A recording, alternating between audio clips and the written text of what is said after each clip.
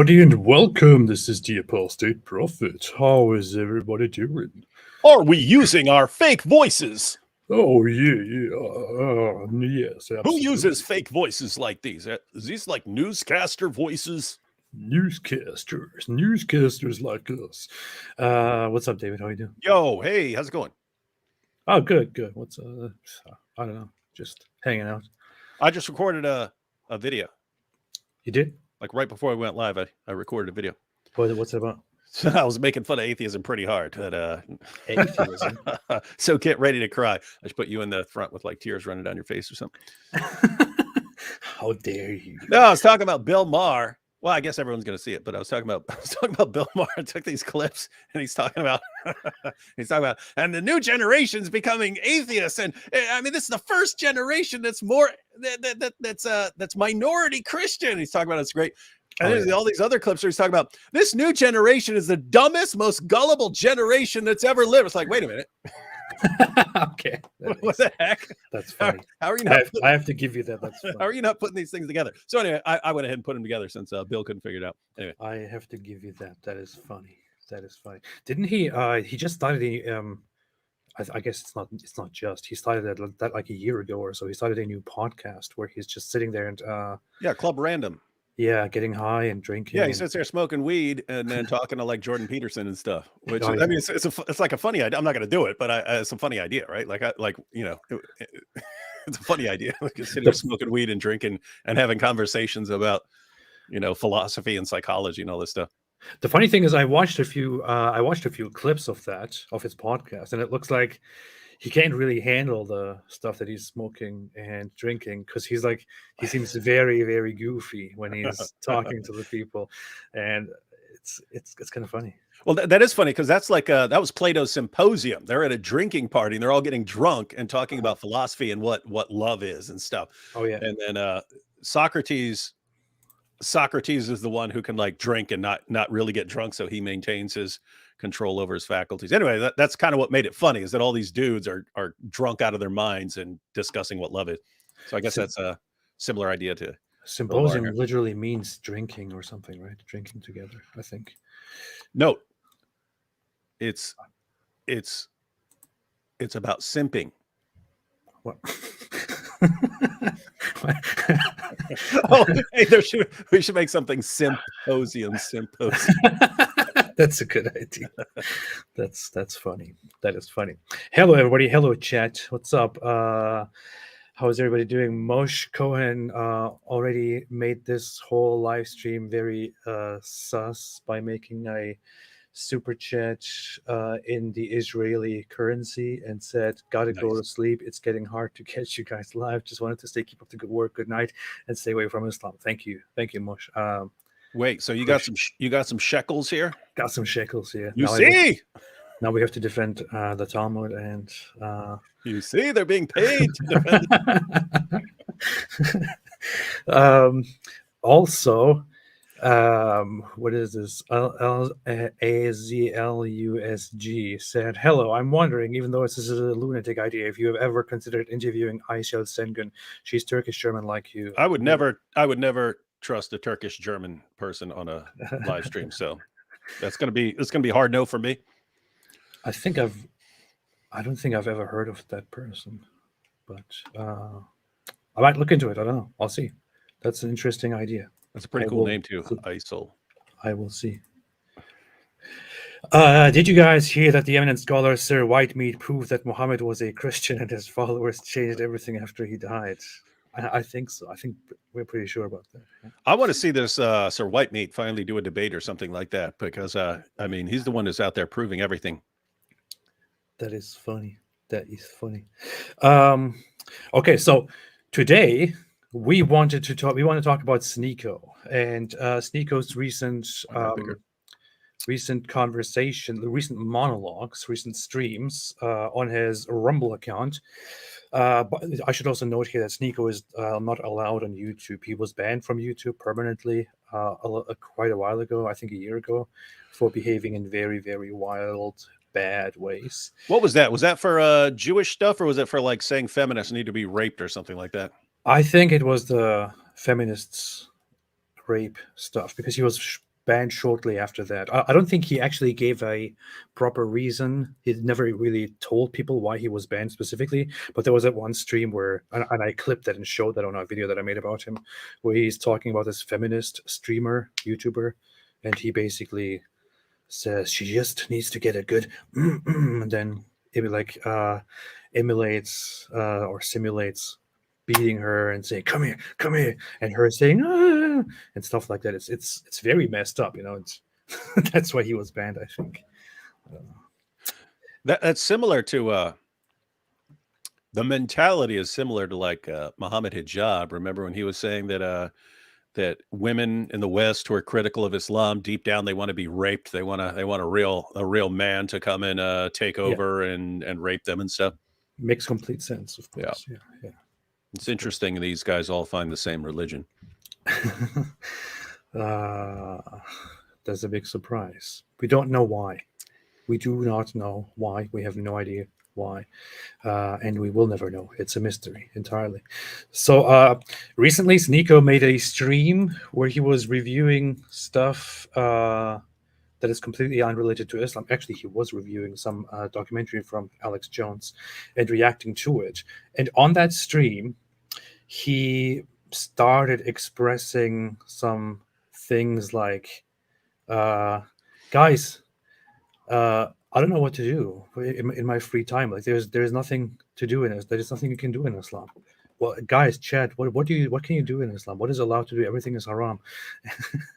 And here is the problem.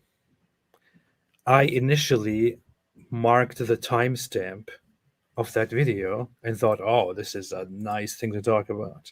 Very nice thing to talk about. And then you messaged me and said, hey, there's this awesome clip we can respond to. And you set up the live stream. This live stream, we're going to actually go through SNEAKO's complaints about there being nothing to do in Islam and how he has nothing to do now. And so we're going to do that. And then what happens?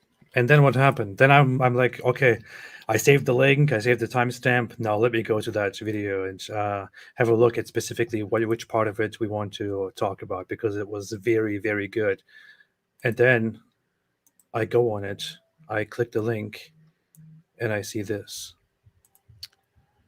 Restricted. Wait. Now, hey, I'm wondering about the timing here. So did that go private after you set up your live stream? In other words, like someone contacts them and says, hey, they're about to talk about your stuff, or what? That would be funny, but that's not the case. It actually it went private before I set it up. Okay. But so I set it up nevertheless.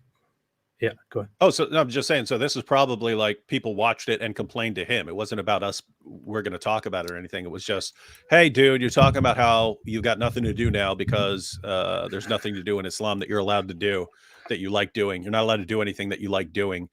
And so you need to take that down because you're going to. That's my theory, because I looked through his channel. I looked at his channel and I see the videos that are up here on his wait channel. So Nick Fuentes is okay. Him SNEAKO saying there's nothing to do in Islam, that's got to go bye-bye.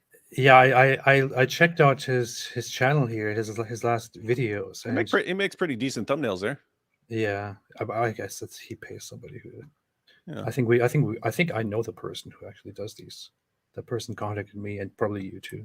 Yeah. Yeah, I think we're all thinking about the same. Yeah, so that stream was on here, and I think it was just like 2 days ago or so, and the stream is gone. And what I don't understand is all the other streams are still there, I think. Let that be a lesson to you, AP. When you find something interesting, you got to download it. I know, that's what I normally would do, but it's pretty easy. It takes me like 5 seconds to download something. Great, yet I said SNEAKO always looks very constipated. Wait, there's a SNEAKO reacts to Alex Jones. Yeah, that is only a clip of the actual full stream. I think the full stream was like 3 hours long or something like that. So I'm actually wondering about this complaint here, because on the one hand, we know as long as you're tossing a bone to Islam, you can do anything. Right. I mean, Zerka and some of SNEAKO's like girlfriends have already been exposing him, saying he's still going around boning models and stuff like that. But on stream, on camera. Yeah. And And yet he's going on his live stream. Oh, it's so hard being a Muslim. I don't even know what to do in my free time. But I mean, we know for a fact, as long as you're tossing a bone to Islam, you could do anything. They will not under any circumstances hold you accountable.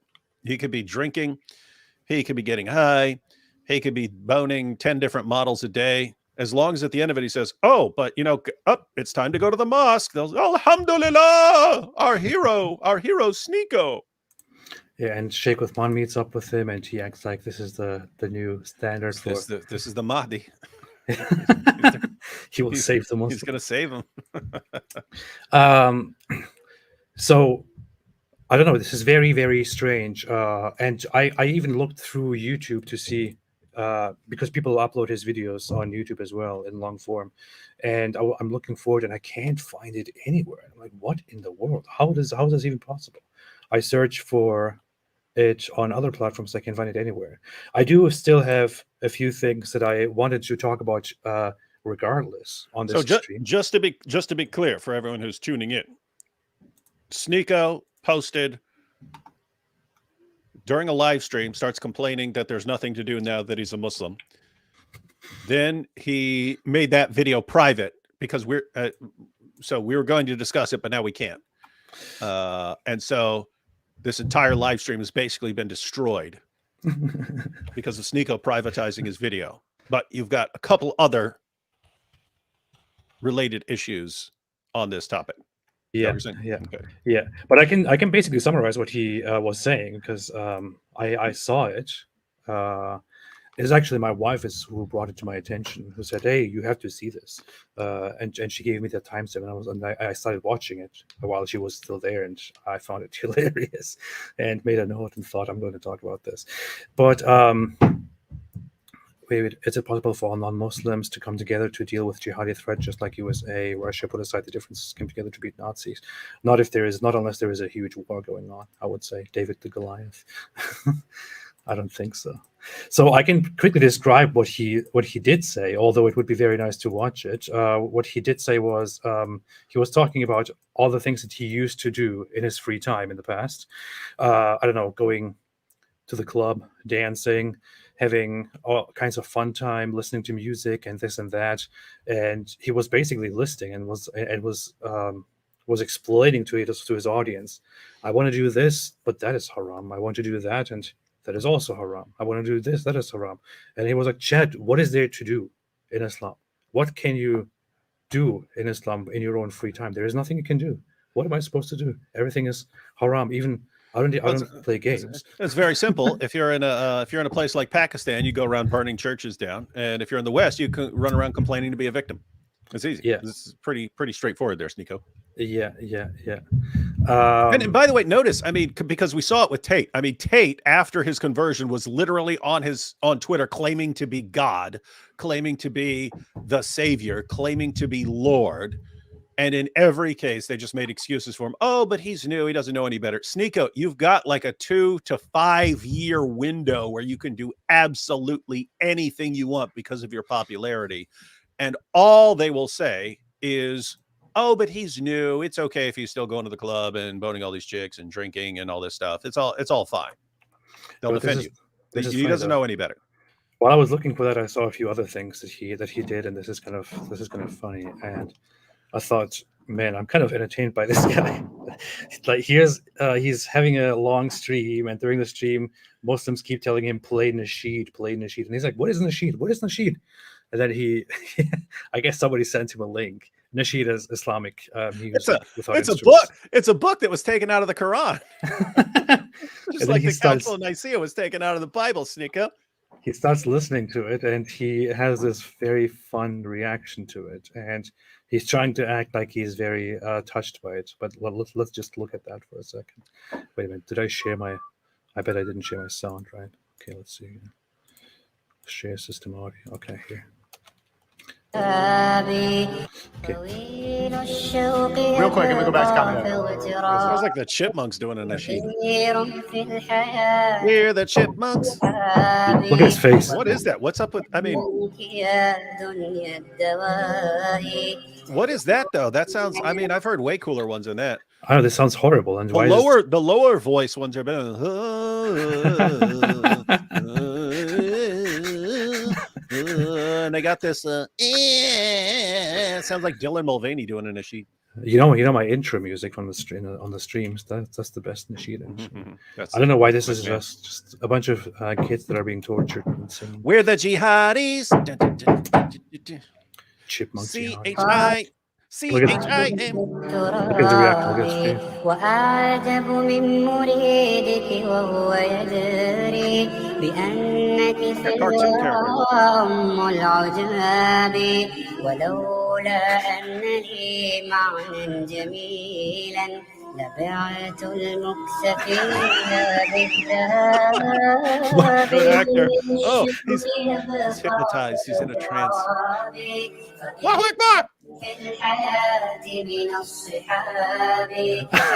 What is he doing? It's like so obviously fake. Oh, okay. Hey, go and play it. I can do that. I can do that too. I can do that too.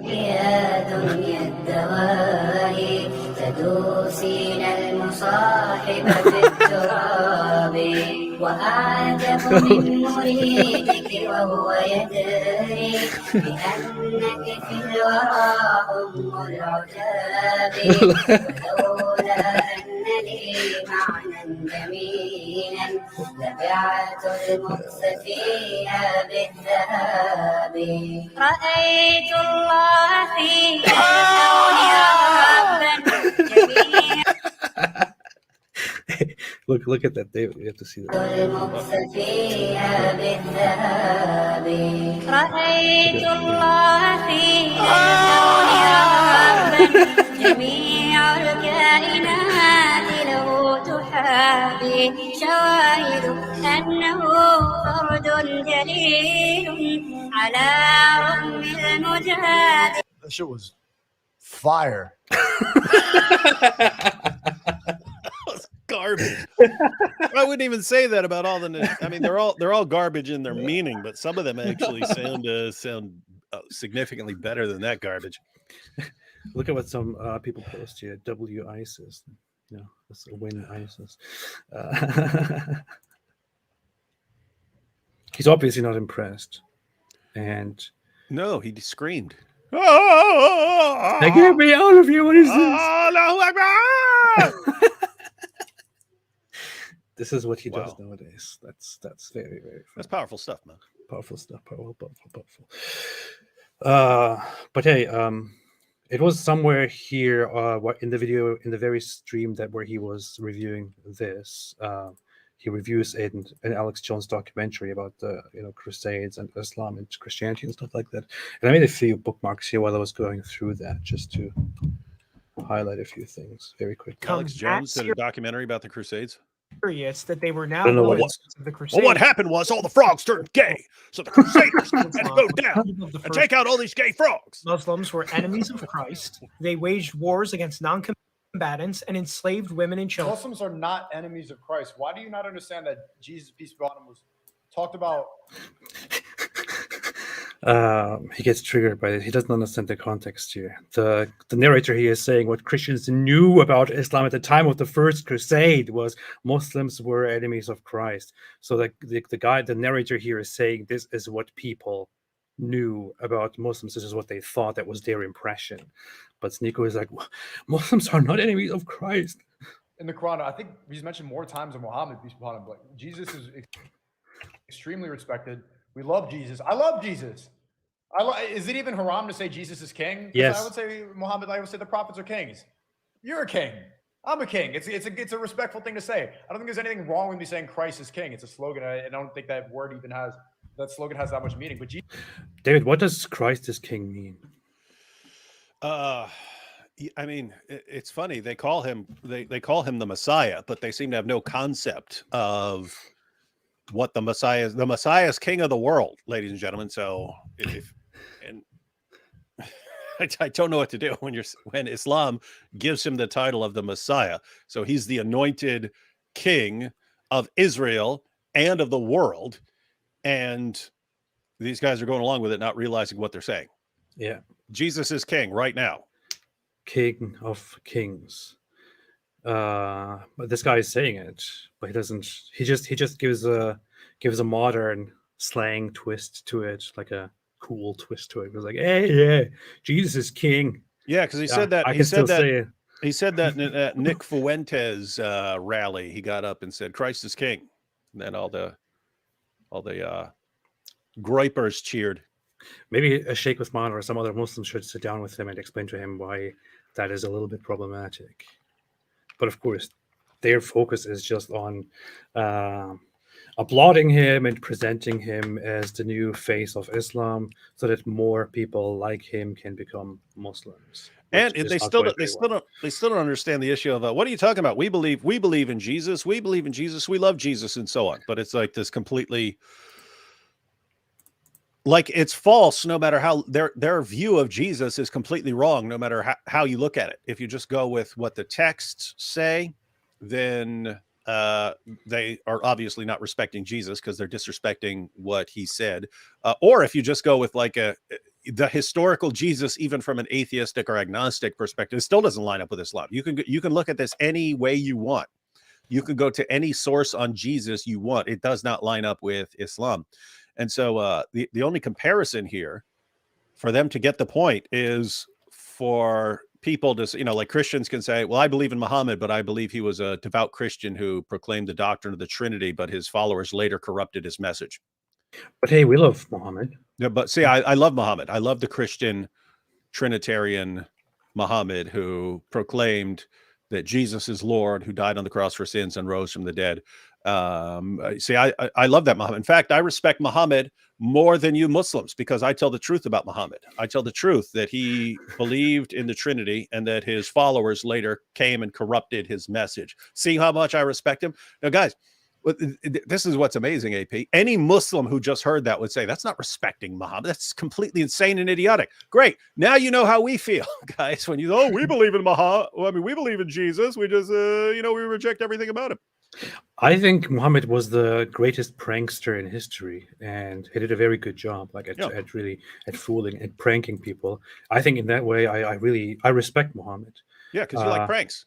Yeah, I like pranks. And you see, you're saying he's the best, so you have a lot of respect for him as the greatest prankster. I mean, some people do a prank and they fool a couple people. If you're really good, maybe you fool a couple hundred or something like that. I mean, Muhammad fooled literally billions of people, making him the greatest prankster of all time. Yeah. And so why are people saying I don't respect Muhammad? I respect Muhammad a lot. Yeah, he does. He respects him. And Allah. I mean, Muhammad's just imitating the great prankster work of Allah, because Allah tricked Christians into believing that Jesus died on the cross. He did that. He took Judas and disguised him as Jesus. And so Muhammad is simply following the example of the other greatest prankster in history. That's Allah. So see, we actually love and respect Allah and Muhammad more than Muslims do. We respect Allah and Muhammad. Why are people saying we don't respect? We respect Allah and Muhammad. See, obviously. Terrible. Jesus is. Why is this so quiet? I don't even understand. Probably because it's a Rumble, which is a garbage platform. I don't know. I love Jesus with my whole heart. And they had conquered all of Iberia and just a man isn't God. It's just that's so dude can't be God. And threatened France and Italy. It was important that this all happened. So, there's an even better part, I think. So. People say the Crusades failed, but did they? Europe was Christian when the Crusades were launched, and it's still majority Christian today, 1,000 years. No, wait. If you think about it, is Europe still majority Christian? It's kind of look around Great Britain. What's funny is he still uses that sound, Allahu Akbar, as a joke. Okay, there's this one part where he talks about Jesus, and it's been happening for thousands of years. It's never gonna end. Yo, $100 from Amadan. Thank you, man. Oh, hey, I just looked it up. In 2017, Europe's population was 77.8% Christian. That's 2017. Europe's population was 77.8% Christian, up from 74.9% in 1970. So it actually increased. It actually increased. It says these changes were the result, largely the result of the collapse of communism. You see, Islam is winning. Whatever that means. So, SNEAKO, you're wrong. But no, because I heard Andrew Tate say that Christianity has collapsed and blah, blah, blah, blah. How is this not offensive toward Muslims? Said Stefan Miljevic. This is something I see from foreigners when they see Orthodox Christianity and cherry pick some weird practice and say to me, wow, your religion is so exotic. Yeah, that's how it should be. That's how it should be considered. Muslims just be God. God is one and none is like him. In the Bible, and we know this because world-renowned scholar of religions, SNEAKO, says it. And who knows better than SNEAKO? I mean, he figured out he had to reject the Bible because the Council of Nicaea was taken out of it. Yeah. $100 from Amadan. Thank you, man. No man, no prophet can be God. God is one and none is like him. In the Bible, who did Jesus pray to? Christians in the chat. Who did Jesus pray to? Oh my goodness, we've never heard that one before. Hey, AP, quick question. Who did Allah pray to in Surah 33:56 of the Quran? Muhammad, of course. Well, No. He prays for Muhammad, not to Muhammad. Oh, sorry. We're asking who he's praying to. He's praying for Muhammad, not to. For anyone who's actually confused by that little issue that SNEAKO just brought up, because when we say Jesus is God, you always go, okay, well, what? Well, he prayed.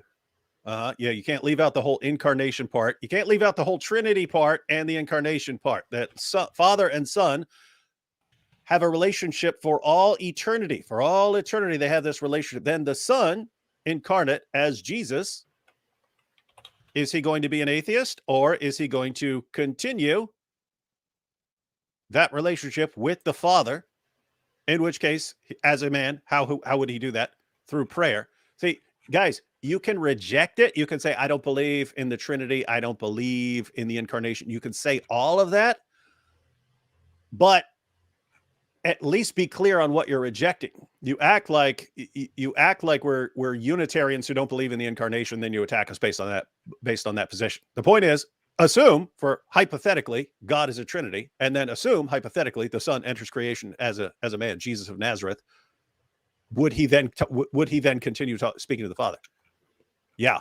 So you have to reject it on some other grounds, but to just say, oh, well, he's praying. Who's he praying to? So no great mystery in Christianity how that works. Yes, I would agree.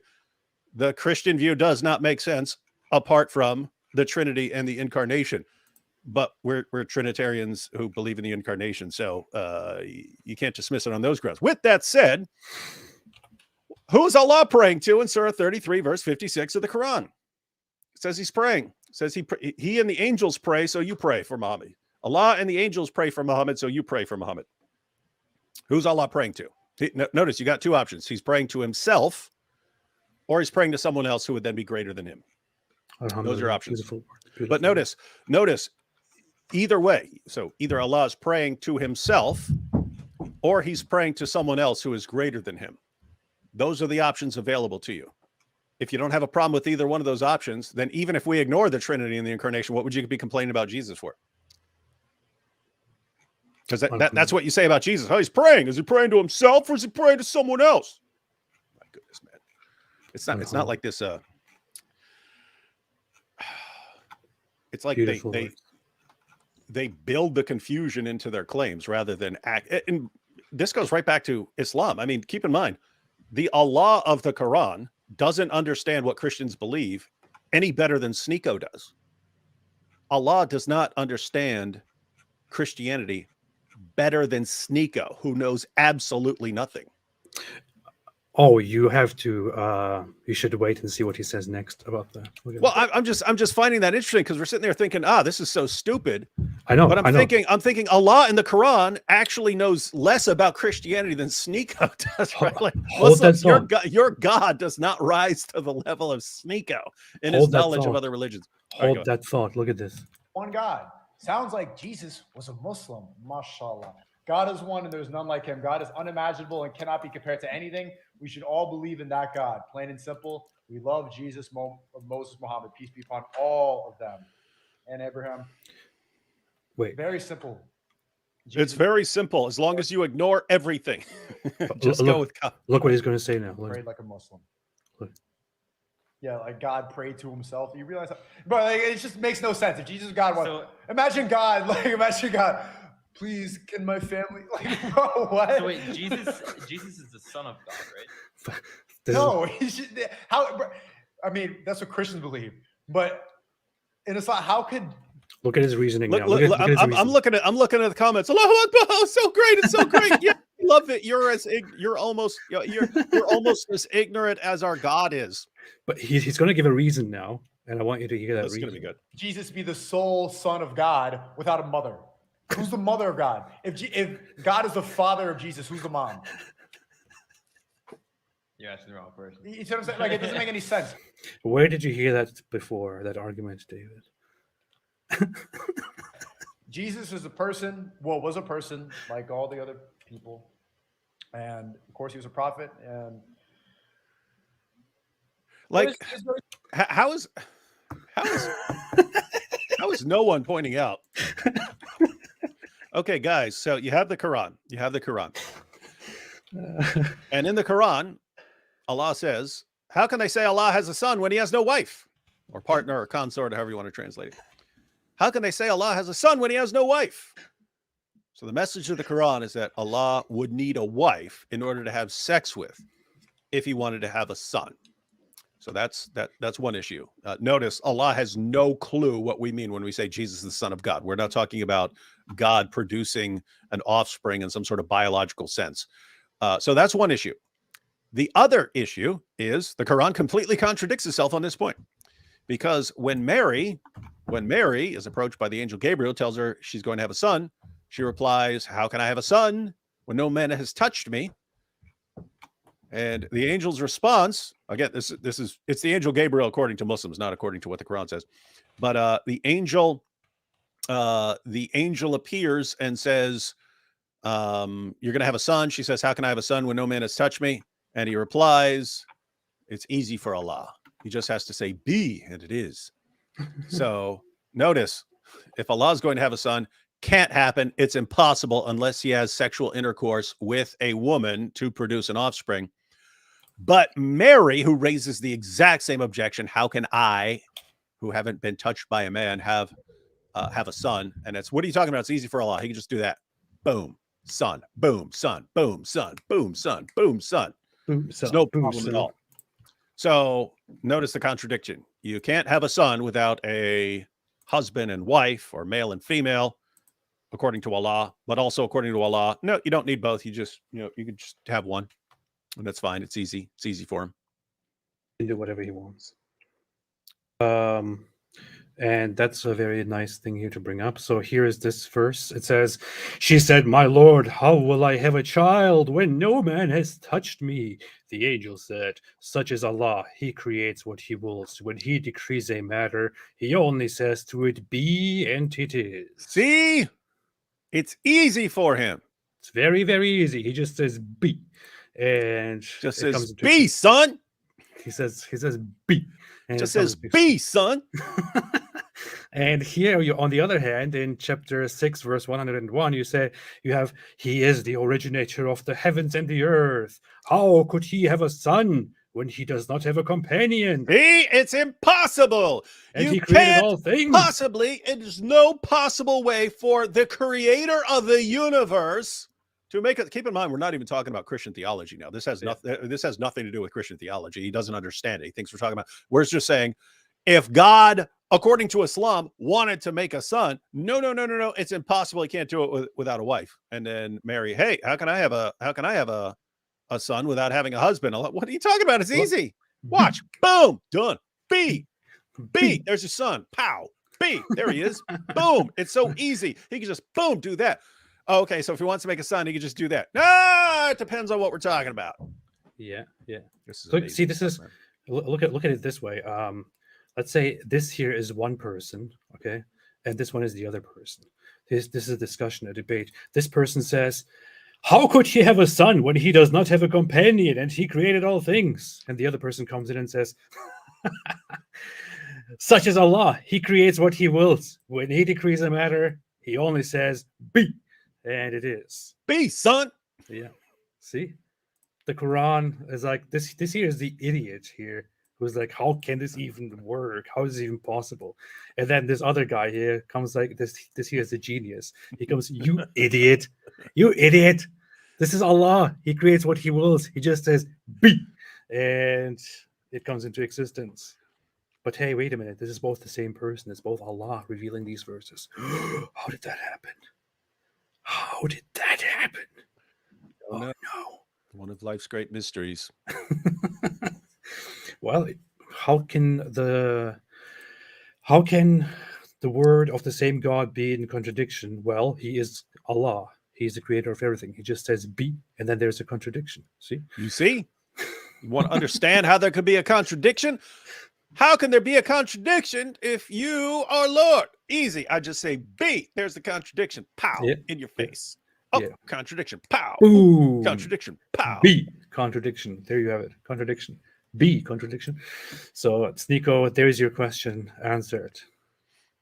You believe in the virgin birth of Jesus, which, according to the Quran, can just happen, and also happens for no reason, by the way. SNEAKO, if you are following this, please watch this part. You should probably understand. You should understand one thing: there is no reason why Jesus would be born from a virgin. There is no reason to it at all. The whole point of that is, in Christianity, is that this is the sign that he is the Son of God. Why is Jesus the only person in Islam who is born of a virgin? Why? The real Masquerade says, so Allah has self-esteem issues. That made it kind of funny. Like if you're asking Allah why he can't have a son, and he's like, well, I'm old and I don't have any Viagra, right? Notice that would make us saying, oh, I'm old and I don't have any Viagra would make as much sense as, I can't. I don't have a wife. I don't have a companion. I don't have a companion. How could I possibly have a child? How could I have a son if if nobody wants to go out with me? Do people not understand how insane that is? Like, this is Allah, the creator, who can create anything. And no, you can't, but he can't do that. It's like, hey, can Allah make me a sandwich? No, he doesn't have a wife to make a sandwich for you. Like, wait, what? I thought he's like this all, I don't know, man. But hold on. Allah just says, be, and then there's the sandwich. Just like in this case, he says... Yeah, you go to one verse, Allah can just say be, and there's a sandwich. You go to another verse, no, Allah can't possibly make the sandwich without a wife to do it. How can Allah make a sandwich when he doesn't even have a wife? Doesn't even have a wife to make the sandwich for him. You don't think he's going to make a sandwich by himself, do you? Oh, boy. Don't disrespect. I'm not disrespecting Jesus at all. I'm saying that you guys believe in something that doesn't make any sense. In Islam, there's just like one God, pretty much, right? And there's no like son of gods or like what's the structure? No, nobody is. There's no children of God. God didn't have children. When people are saying Mary, a lot of you guys disagree about that. And also, one thing that you guys need to disagree about: why Catholics, you pray to a woman? Look at that. You guys have a prayer. You say the Holy Mary, Mother of God, blessed. Like you pray to a woman. The problem here is that Mary is a woman, not that Mary is a human. It's that Mary is a woman. Yeah. So notice this is the guy. If he's learned his Islamic prayers already, this guy speaks directly to Muhammad in his daily prayers multiple times per day. But it's a man. It's not a woman. If he's doing, so that's okay. Yeah. But if Muhammad were a woman, then it would be bad. He's doing. Yes. Keep in mind, everyone. Someone earlier brought up the satanic verses. There was a time when the Quran declared that you can actually pray to 3 pagan goddesses, Alat, Alusa, and Manat. Muhammad delivered that revelation to his followers. His followers bowed down in honor of the revelation, and the pagans bowed down in honor of it too, because Muhammad had spoken favorably of their goddesses. Then later on, Gabriel came to Muhammad and said, hey, what are you doing telling your followers that they can pray to these 3 pagan goddesses? Now you've got your entire community praying to pagan goddesses. What's going on here? He said, oh, I tricked, Satan tricked me, and so on. But think about that. Because, I mean, that has implications for the entire Muslim community. The entire Muslim community who had learned Islam from Muhammad himself. Nevertheless, they learned Tawheed from Muhammad himself. Nevertheless, when Muhammad stepped out and said, I have a revelation. Now we pray to these 3 pagan goddesses. They all go, okay. Why?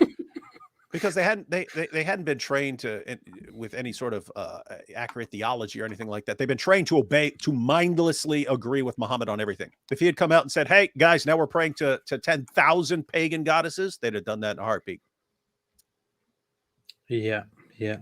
And if Muhammad hadn't come back later on and said, oops, the devil made me do it, they'd still be praying to those 3 pagan goddesses, simultaneously claiming that it's all pure oneness in Islam. Because that's what they do, right? Yeah, it was in chapter 53, verses 19 and 20, and further on, where, according to the early sources, Muhammad recited, have you considered Al-Lat and Al-Uzza and Al-Manat, the other one, the third? Those are intercessors, that you can hope for, that you can basically pray to. But then later, Jibreel comes like, Muhammad, what are you doing? I didn't tell you that. That was Satan. And Muhammad is like, oh, okay. So what are the real verses then? And he's like, no, you have to say, is it for you, the males, and for him, the females? There are so many interesting issues involved in that. So, I already pointed out, like, how Muslims had been trained and conditioned to just mindlessly accept anything Muhammad says, even if he completely contradicts his own revelations, and they would just accept it. But then notice, according to the story, Muhammad could not tell the difference between a revelation from God and a revelation from Satan. He couldn't tell the difference. And look at this beautiful reasoning here, which is very close to SNEAKO. So have you considered Al-Lat and Al-Uzza and Manat, the third, the other one? Allegedly, according to the early Muslims, which was later only contested, here was another verse that said they are, exalted. These are the exalted cranes whose intercession is to be hoped for. But then Jibreel came in and was like, no, that wasn't me. That was Satan. Shut it down. That was Satan. Don't you know the difference between me and Satan? No. And Muhammad was like, you both look the same. How do you look exactly the same? How am I supposed to tell the difference between you? So I'm Allah's greatest prophet, but I can't tell if I have the angel Gabriel over here and I have Satan over here. I don't know which one's which. It's exactly the same to me. And then he's like, oh, now I have to give them the proper verses. They don't care anyway. They just eat up whatever I say. So yeah, instead of that, let's just do this then. Is the male for you and for him the female? Then that then is an unjust division. Those are just names that you named, you and your forefathers. Allah sent down no such authority. But what's funny here is the reasoning. Is the male for you and for him the female? Yeah, Since these are supposed to be the daughters. Wait, yeah, what? I got to have daughters and not sons? You guys get the sons and throw out your daughters, but I get daughters? Huh? That's very unjust. Why do you have sons and I have daughters? that is Allah's reasoning. It's like, why are you ascribing daughters to me? Why do you have sons and I have daughters? Isn't this unjust? There are all kinds of other issues here as well. So, like, for the first 2 centuries of Islam, first century and a half to 2 centuries, this was taken as a fact, right? This was taken as a fact. Like, everyone knew this. Then what happened is that theology changed, because Muslims had a doctrine called Ismat al-Anbiya. That's Allah's protection of the prophets. And originally, what the doctrine of Allah's protection of the prophets meant was that Allah would protect a true prophet from persisting in any sort of major sin. And shirk is definitely a major sin.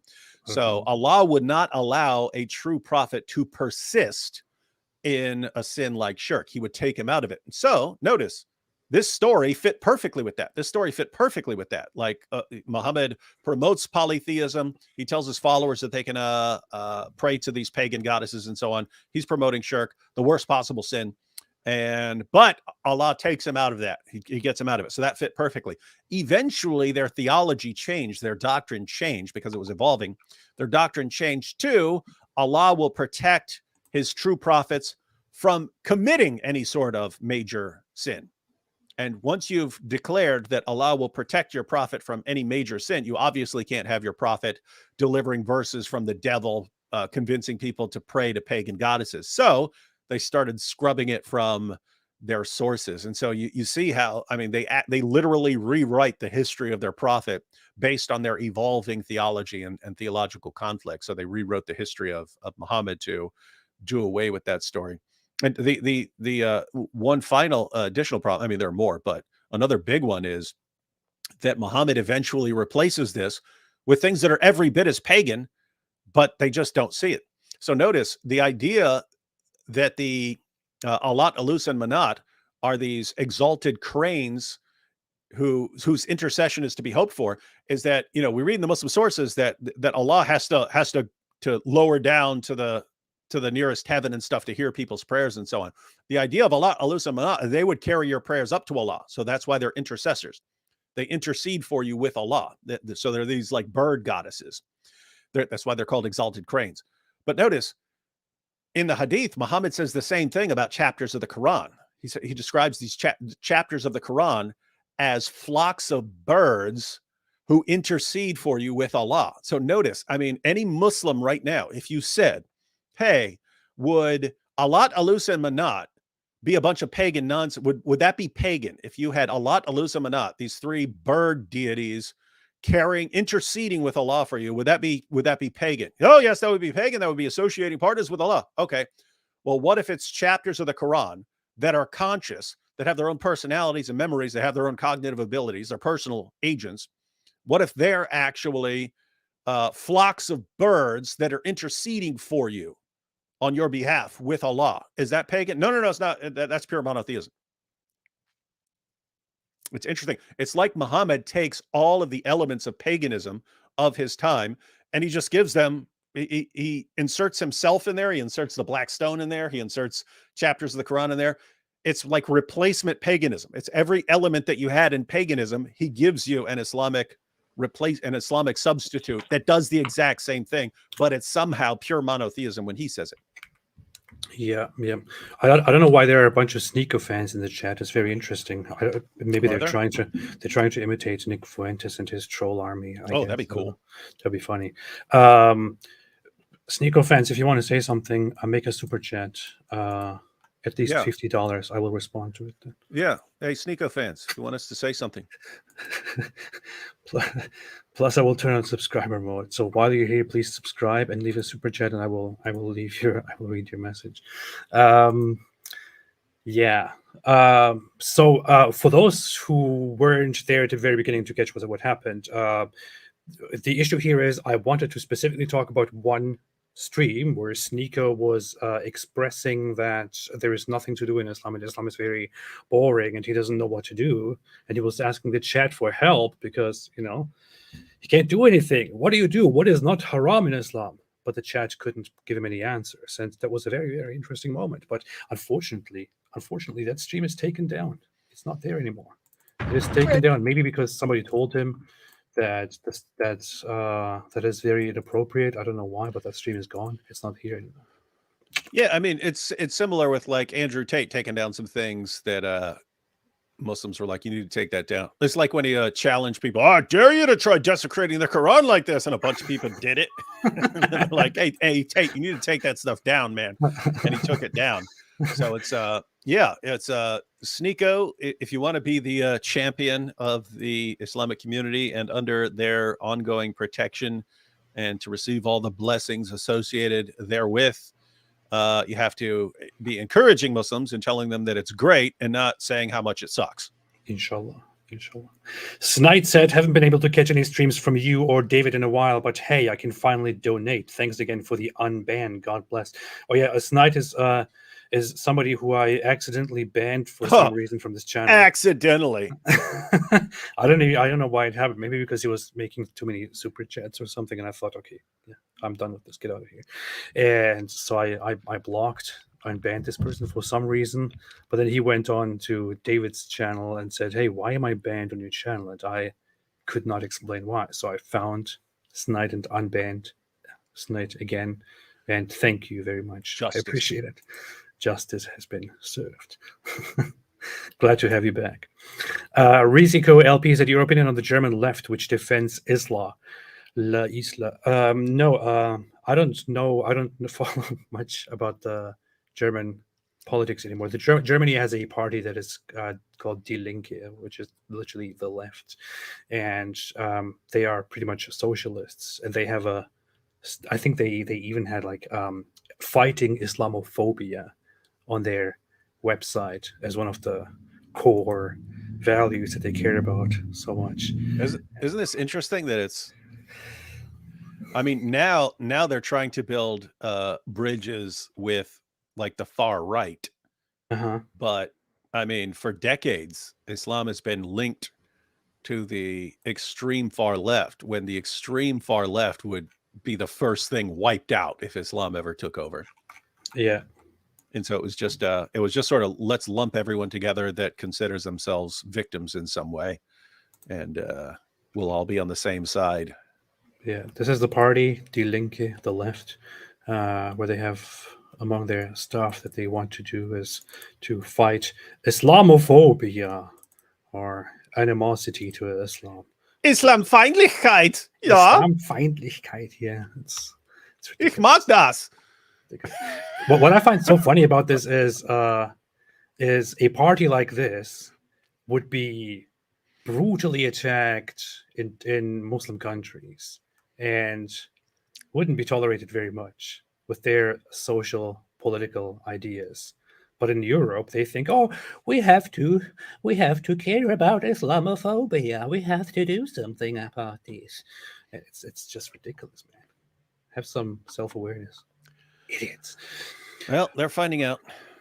By the way, along those lines, I was just thinking about like the guys who are calling for more intolerance. You got Andrew Tate saying Islam is the most extreme right position there is, and you got Ali Dawa in the context of like, I mean, it's clear he's talking about like LGBTQ stuff and so on. That people are converting to Islam because of our intolerance. And it's like, notice you've got all these Muslims in the West calling for more intolerance, saying that intolerance and being more aggressive is the path forward for them.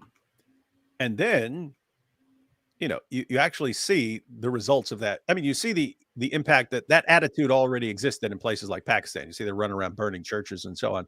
But even in the video I shared on Twitter, you want to Jono from Speaker's Corner was just street preaching and got banged up by Muslims. But oh yeah, notice, I mean, that's in London. That's in London. Got a mob jumping on him in London.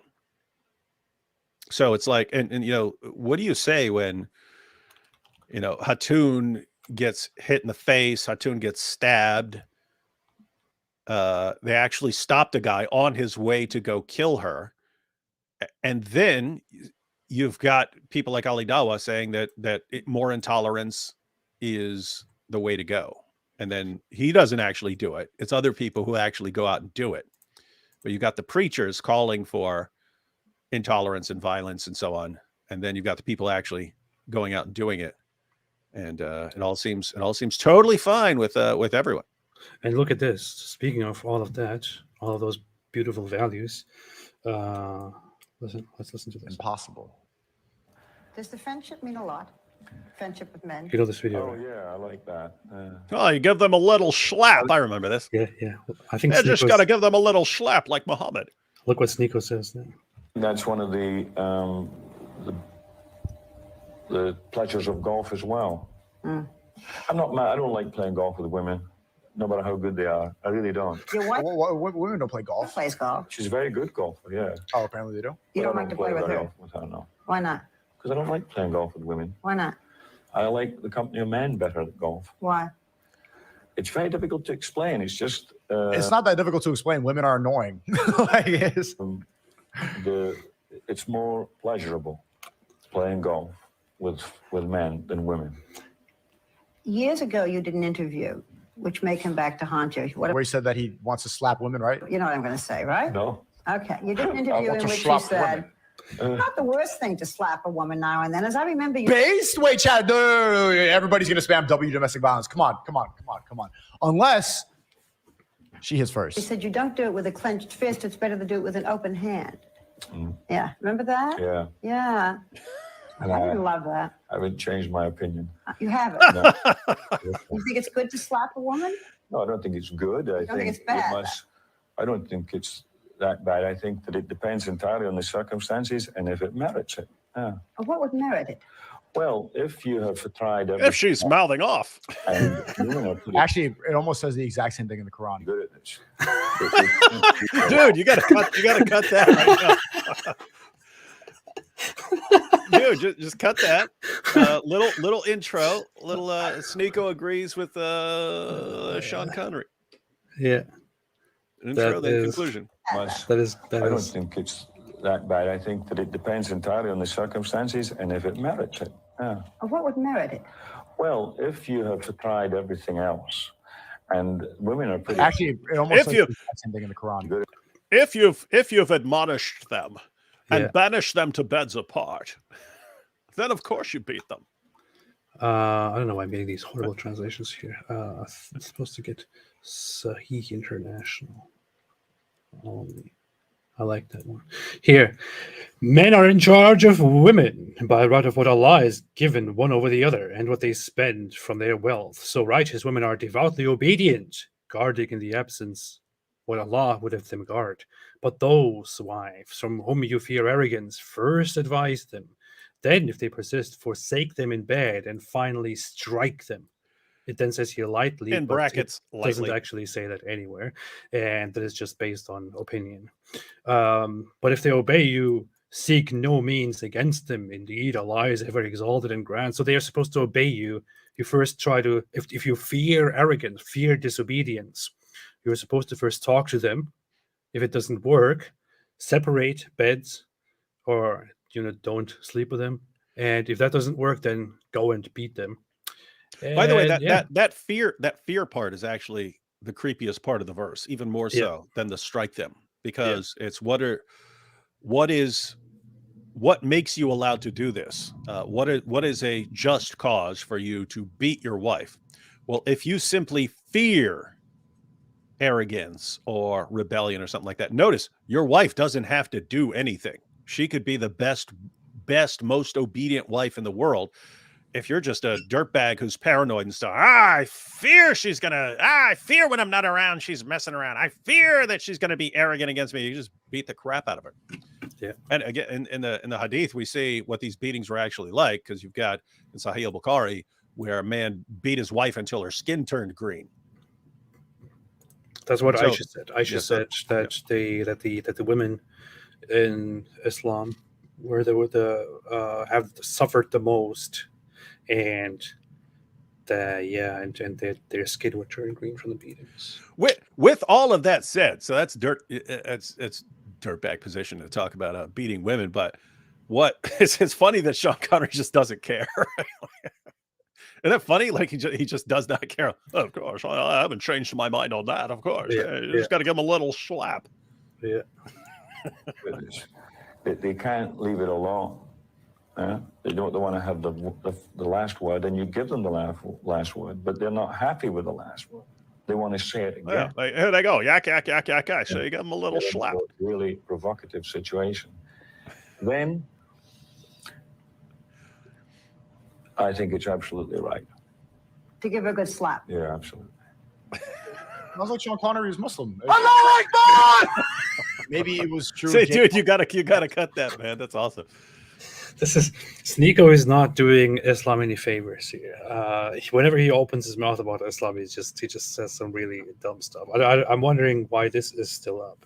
You gotta make the title based SNEAKO and put 3 capital K's in SNEAKO. Based SNEAKO. I go with that. It's funny because Based SNEAKO agrees with Sean Connery about beating women. I can imagine somebody else who dislikes Islam or who mocks Islam to say something like this, and then here's SNEAKO, who is supposed to advertise for Islam because he gets benefits for that. He then says, "Sounds like he's a Muslim." Right. Look at all the based. Beat her ass, mashallah, slap, choke, based. It sounds like Sean Connery is Muslim. Isn't it funny, by the way, that like, and in fact, if you wanted to make a video about it, that's the takeaway point. It's someone saying he beats women is an identifying characteristic of a Muslim. Not according to me, not according to you, according to SNEAKO. SNEAKO just said it. Well, Sean Connery didn't say anything else in there except if a woman keeps pushing your buttons, you give her a slap and teach her a lesson. And that's enough for SNEAKO to say, you see, he's a Muslim. Doesn't matter what his theology is. He can believe in 1,000 gods, no God. As long as you're like slapping the crap out of women, that makes you a Muslim, according to SNEAKO. That's wild stuff, man. Yeah. La, la, la, la, la, la, la. All right. Jake helping Dylan Dan is beefing with his brother is low. Okay, yeah, that is that. Powerful. That's Stuff. Powerful stuff. Powerful stuff. Based. Anyways, what's going on? Dude, Christian, Oh, okay. Christians really And we love Mary too. Mary is one of the most discussed people in the Quran. Dude, Christian, what? pray to Mary. Hey, Yeah, hey, we love Mary. She's the only woman actually named by name in the Quran. What an honor. No other woman is even named. It's always so-and-so's wife. But here, we actually have her name. That shows you how important she is. Yeah. You know what? I really wonder at this point what he would say. He would probably give some really dumb answer to that as well. Some red pill garbage. When if you brought up to him the fact that the Quran has no female prophets and that Muslims don't recognize women as prophets, whereas the Bible does have female prophets. I really wonder what he was. Of course, there can't be a female prophet. Because she'd be ready to say something. Her husband just beats her down into submission. So how's she going to deliver the revelations while her husband's beating her? You're not making any sense, AP. Hail Mary. Hail Mary, full of grace. This guy was Catholic. Okay. He couldn't even remember that. That's funny. But he was a very devout Catholic at one point, right?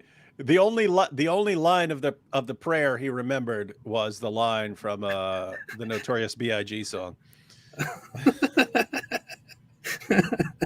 which he's not allowed to listen to anymore. yeah, but still is listening to him. He's also not allowed to have threesomes and have multiple girlfriends, but he still does that. So who cares? Yeah, that's what we're dealing with, bro. Powerful stuff. He's doing red pill dawa,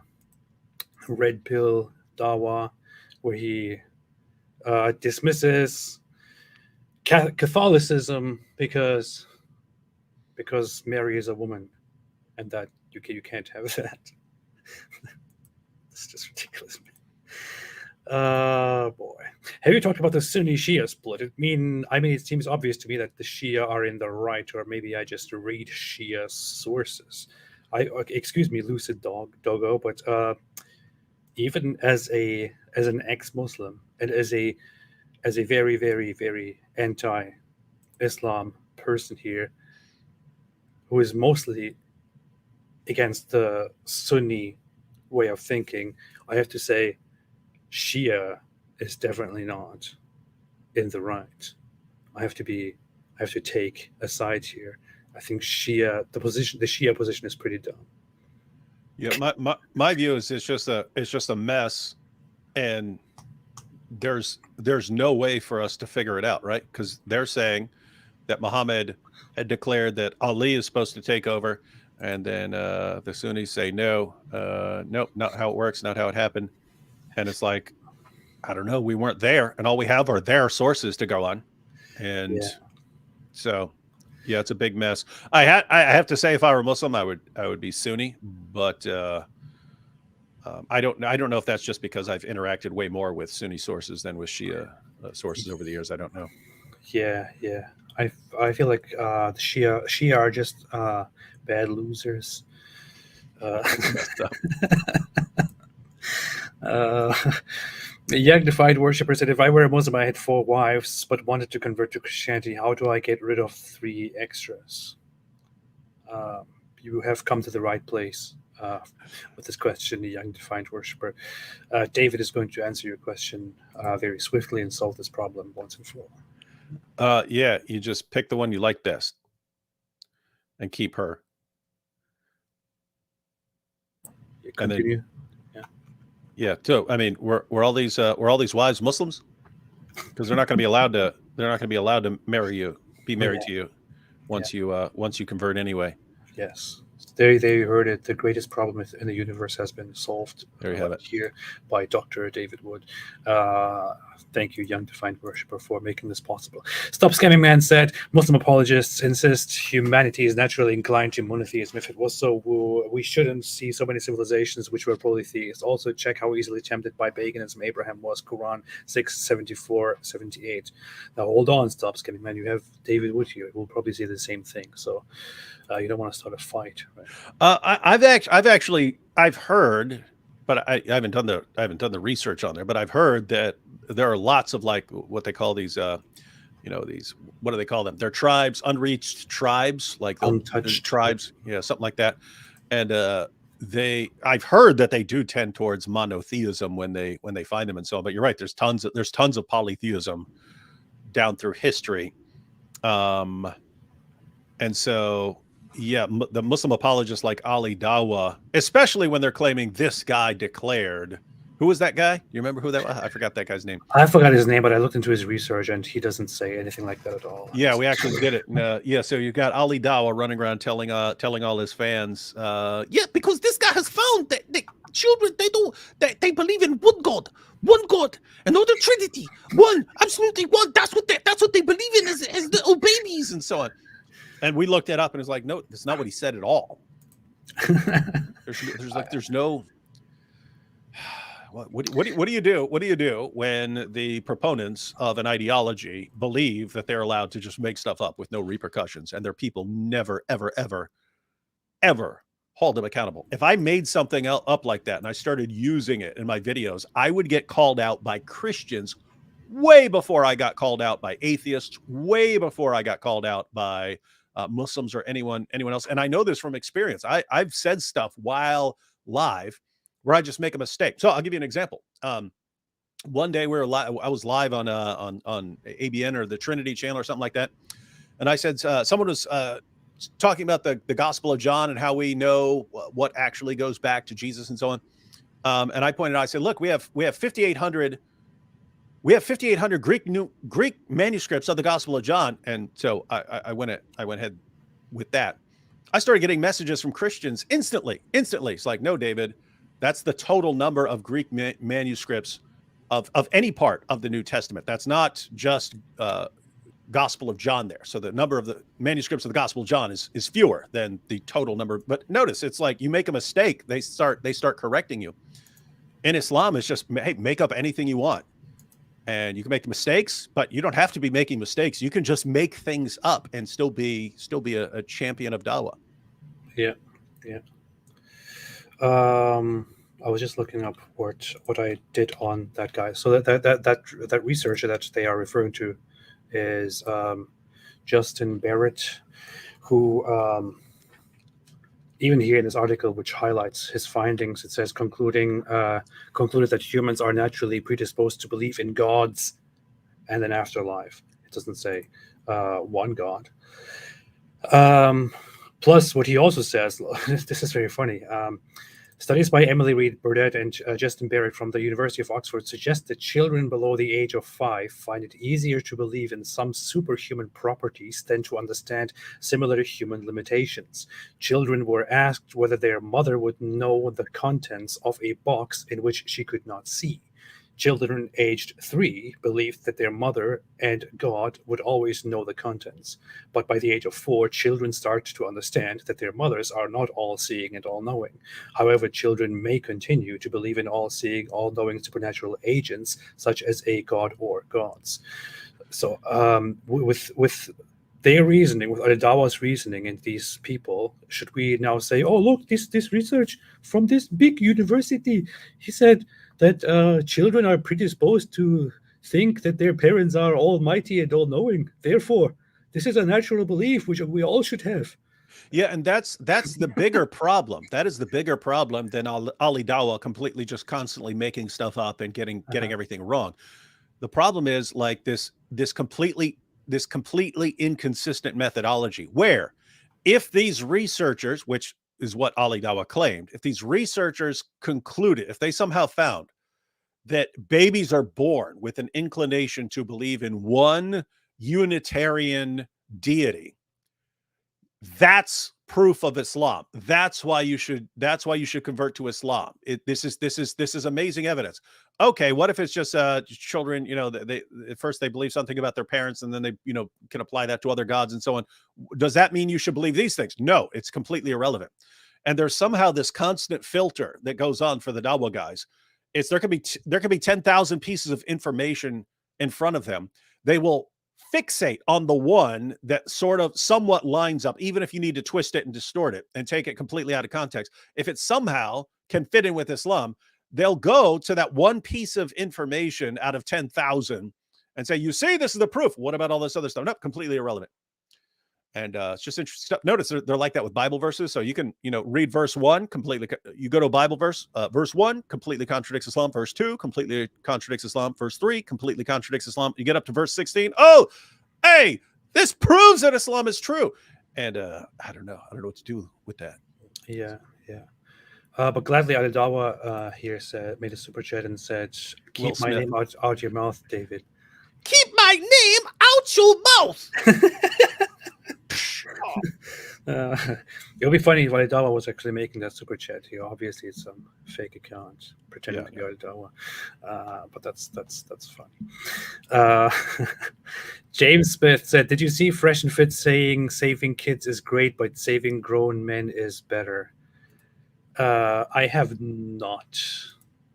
I don't think I've ever seen Fresh and Fit at all. I think that's the one where they sit around with guys and girls with like Nick Fuentes and all these other guys. Is that the one? What they where do they sit around with a bunch of girls? Yes, they have this large table. They invite a few guys, and then they invite all of these girls with big boobs and things like that. There, who are like online. Who have their profiles on OnlyFans and Instagram and this and that, and then they put them all on the thumbnail to attract all the viewers, and then they want to make them look as dumb as possible. And if it turns out that one of those girls is actually very smart, then they kick her out.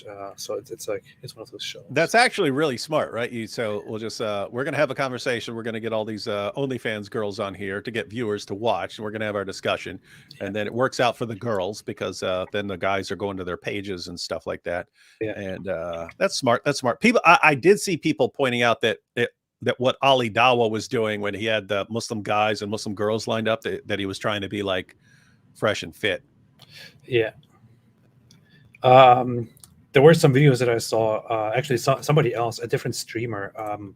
I think it was, what was her name? Rachel Oates or something like that. She broke down some of that fresh and fit stuff very well, and she shows how they have this thing, like they invite these girls, and their whole point is just to be like, see, they are whores, they're stupid, they're dumb. This is why women should be treated like this and like that. And then when it turns out that they didn't really do their research very well, and one of those women doesn't fit their profile, and she actually starts arguing with them and turns out to be intelligent and makes them look dumb, then one of the hosts, Myron, and the others get angry and they kick them out. There are quite a few instances of them kicking out those girls after they argue back. Was Andrew Tate ever on there? Because yeah, he was. I feel like I've seen some. Just cannot recall what it was. So, like, I know I've seen pictures of Nick Fuentes in there. But yeah, he actually explained his whole webcam business and luring women and things like that on one of those. Oh, maybe that's what I saw because I've seen a bunch of tape clips. I recently got access to a huge library of tons of folders that Andrew Tate's own team apparently put together, which was leaked to some people who are closely following the whole War Room Andrew Tate stuff. And I got access to that. I saw all of their clips. They have these folders named Matrix Agents, Defenders of Andrew Tate. They have a lot of unreleased stuff, released stuff. What's funny is they mention the streamer Destiny among the Matrix Agents. I told Tim about that. He was very excited about that. And I saw there some of the clips from that as well. I might pull that up sometime. But yes, so Fresh and Fit is basically the lowest form of, I don't even know what to call it. It's just complete garbage, complete stupidity. This whole, we are men, we are strong, we are supposed to, have as much sex as possible. And the women, they should just obey us. They're stupid, they're whores. It's one of those places. It's like, who in the world is actually watching that genuinely and following it and supporting it? Do you people have trash for brains? I don't even know. But yes, to the point, no, I haven't seen that. No, because it's very hard for me to actually watch their stuff. They are a bunch of idiots. I think they recently got demonetized for being completely ridiculous over. What's crazy is, I mean, what could these guys all talk about saving men and stuff, and it's like, what are you doing to save men? You're getting guys to treat women like garbage, and that's somehow saving men or something? I don't know. Yeah. They're stupid. Very, very stupid. Their channel is still there, but they have been demonetized, and they were just crying about how they were demonetized. And I don't want to laugh about people getting demonetized. I've actually seen a ton of people over the past couple of days get demonetized. Have you seen it? Have you noticed? I haven't. No, I haven't. I've been getting all kinds of messages, people's privileges being. But 2 days ago, I saw on, I think it was CNN, that there's a lawsuit against YouTube for somehow promoting stuff that has led to terrorist attacks and so on, and they're being sued because of that. So anyway, there's currently another purge going on. Yeah. I could be demonetized. Others could be demonetized, and I would think, okay, we will. But people like these guys, Fresh and Fit, when they are demonetized for doing something ridiculously horrible, these people, they're not even for free speech. They're not even for all the good values that we have. They are just complete scumbags, and I don't feel bad at all for such people getting it, to be honest. Why would I? Yes. Muslim apologists make a big deal about the New Testament texts being copies of copies of copies, while the Quran is early copies. What of the Hadith, which they insist are utterly critical? The whole Hadith science is just, it is ridiculous. Ridiculous. Plus the Quran itself. Muslims keep saying that they have evidence of the Quran being perfectly preserved from the very beginning, from when it was revealed. In reality, such a thing is not there. You don't have any evidence of such a thing. Yeah, putting it together was a disaster that only occurred because so much of it was already being lost, and they realized human memory is a terrible way of preserving a big book. So then the only reason you actually have the Quran as a book is because they started losing so much of it that they didn't want to lose anymore. So we'll get a copy written down. That was not to be put out as the Quran. That was just so we have a safeguard against people losing more of it. We have a copy. But then as Islam spread, you spread into new areas, people needed copies of the Quran because now you've got new converts and so on. So people started making their own Qurans, and then it gets reported back to Uthman that people are now reciting different Qurans, and this is going to cause division because people are going to side with different versions of the Quran. He orders everyone to hand them over, burns them all, puts out his official copy, and you don't even have those official copies. So, I mean, by the time you get to anything you actually have, it's later.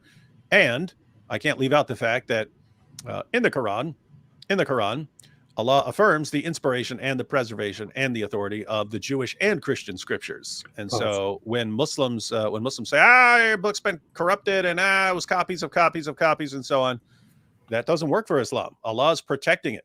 Allah is protecting his revelations. And if you want, you can go to, I made a video.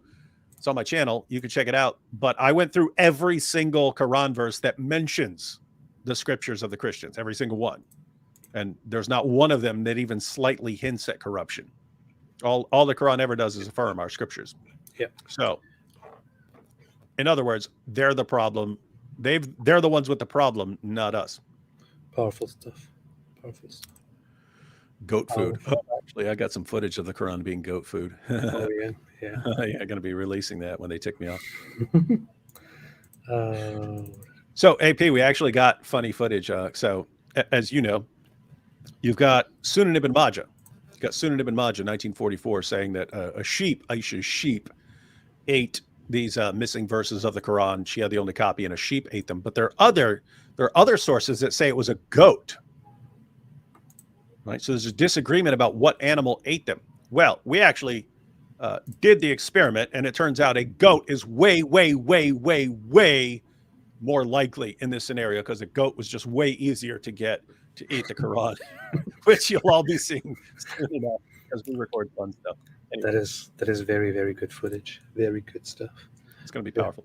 Powerful stuff. You were speaking of. Run a webcam agency. I had 75 girls who worked. Wow. Okay. Yeah, there we go. Now it connects, right, ladies? So passionate. He's so I can see the looks on their faces. They're like, "What is this? What? How does he know this shit?" So, No, yeah, but I about it real quick. I had 75 girls who worked on me. This worked for me. This is about. This is Fresh and Fit. Okay, this is Fresh and Fit. Yeah. Years okay, ago. that makes sense. So it was before OnlyFans, and it was on webcam, and it was based out in Europe, and they'd sit there on the internet, and they'd talk to dudes, and they'd make a whole bunch of money, et cetera, et cetera. And the girls would primarily do it. They were either doing it for me, for my brother, or nearly every other girl who worked for us was married. She was doing it for her man. The idea that it was all purely independent woman, blah, blah, blah, that's very new age. A lot of it was just, look, this is the job. I can make a whole bunch of... This is so funny. He's talking very, very, very, in a very much innocent way compared to the stuff that he also put out in different videos. He was also, this outfit, I think that's from the same show. Lots of videos here where he talks about good stuff, and I have all of it together here, which was actually very conveniently put together by his own people and then leaked, and now I have it. Okay. Anyway, yeah, is SNEAKO the Mahdi? He definitely is. I would say, yeah, yes, no question. So I mean, it's him or Tate. It's one or the other. Tate is going to go to prison, so it's probably not it. Stefan Milevich said this is more fake than Logan Paul apology video. Oh, you mean the reaction of SNEAKO to it? So SNEAKO's react.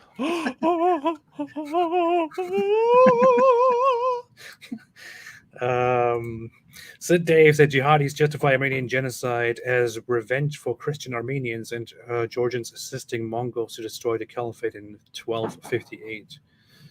Going to a lot of events here, but the Armenian genocide in the 20th century. Yeah. Fakar said, "Hope he realizes Islam is no different." Jim Farb should do a parody on the Offspring original Prankster. What is that? I've never heard of it. Is that a song? I don't know. I've never heard of it. Never heard of that. King Maria made a super chat. Thank you so much. I appreciate it. I appreciate it very much. Saint Trouble Miracle Worker said Pakistani Christians in 2 days, 21 churches burned down. What? Yeah. So, original Prankster is a song by The Offspring. Oh, The Offspring is that one band that also has that one song. That's the only song I know right there. No. Pretty Fly for a White White Guy. Song. Oh, that was them? I think that was Pretty them. Fly for a White Guy. I was locked up when that came out because everyone was making fun of it. Yeah.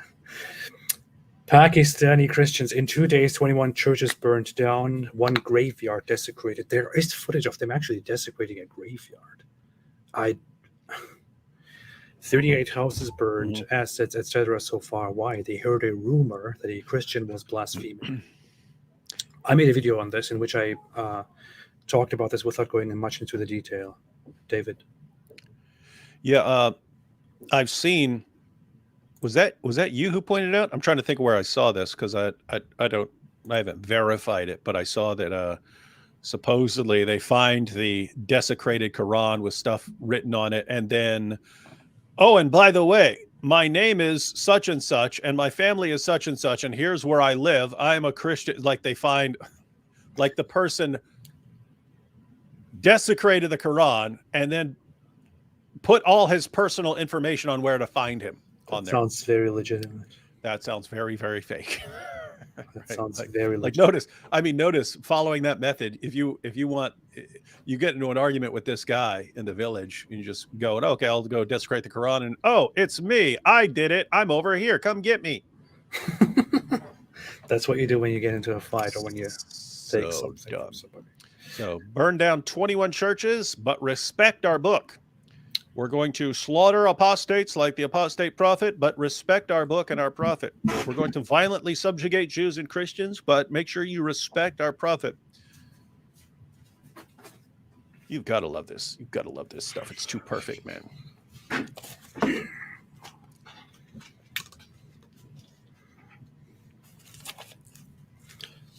David, you were there when this happened, right? Well, I mean, I was on the other side of that barn. Oh yeah, that's right. But you see, this was the AK-47, right? Yeah, yeah. Someone let AP hold an AK-47, and then he did that to a Quran. It wasn't even planned. I was like, we were shooting, and I kept looking at the AK-47, and I said, "Hey, I really want to unload that AK-47 on one Quran," and it was like, "Okay, sure." So I just did it. Those guns were there just for self-defense, but we've got the footage of that. You people will see it. And before Thaddeus jumps in and says, "No, I have the footage." Yeah, we know you have the footage. We know you have the footage. When I say, that's why I say we as a group, we have the footage. This is the Quran. This is one of those copies, like those copies that were allegedly ripped up or desecrated or whatever it is, for which people in Pakistan actually went around and burned down 20 churches and burned people's homes down, desecrated grave sites, left people homeless, sleeping out there in fear, in the cold, without their belongings, without food. This is what they did because somebody disrespected this stupid fucking book. This stupid, ridiculous book here. Hey, you need to bronze that the AK-47. I want to keep this. Why are you ruining that, man? That's a priceless. That's a priceless artifact. I want to keep this as a trophy. Look, save that one. You can take one of the ones that were mostly eaten by a goat. Okay, fine. Rip that one up. Woo! That was a good throw. Anyway, by the way, guys. Yes, there's some videos coming out called Quran Demolition Ranch. You'll see them soon enough. If any Muslim out there ever thinks it's a good idea to destroy buildings, kill people, threaten people, do any of these things because they allegedly disrespected the Quran or because they actually disrespected the Quran, because they actually ripped it up, I will rip up more and more and more. And nobody cares about your dumb feelings. Leave people alone. Let people live. Respect the fact that other people actually let you live, and stop being absolute animals. Stop being absolute ridiculous barbarians who are incapable of living with other humans who don't think like you. What's amazing is, like, to this day, people still never get the point. Like, why you would do, but David and AP, that's offensive what you did there. You still don't get it, right? Guys, you're in the middle of a clash of civilizations. One says you have to respect our book and our prophet, even though our job is to violently subjugate you. and the other side says you have free speech and you have a right to criticize you want. And then the other side, of course, responds, if you do that, we'll kill you and we'll burn churches to the ground and we'll murder cartoonists. And so what do you do in that situation? I'm going to sit up. You can back down. You can back down and change the law, which I just read something that says Sweden is finding a way to ban public Quran burning. So notice you're going to have to change your laws in the West to give Islam a special privileged place in your society that nothing else enjoys. You have to do that.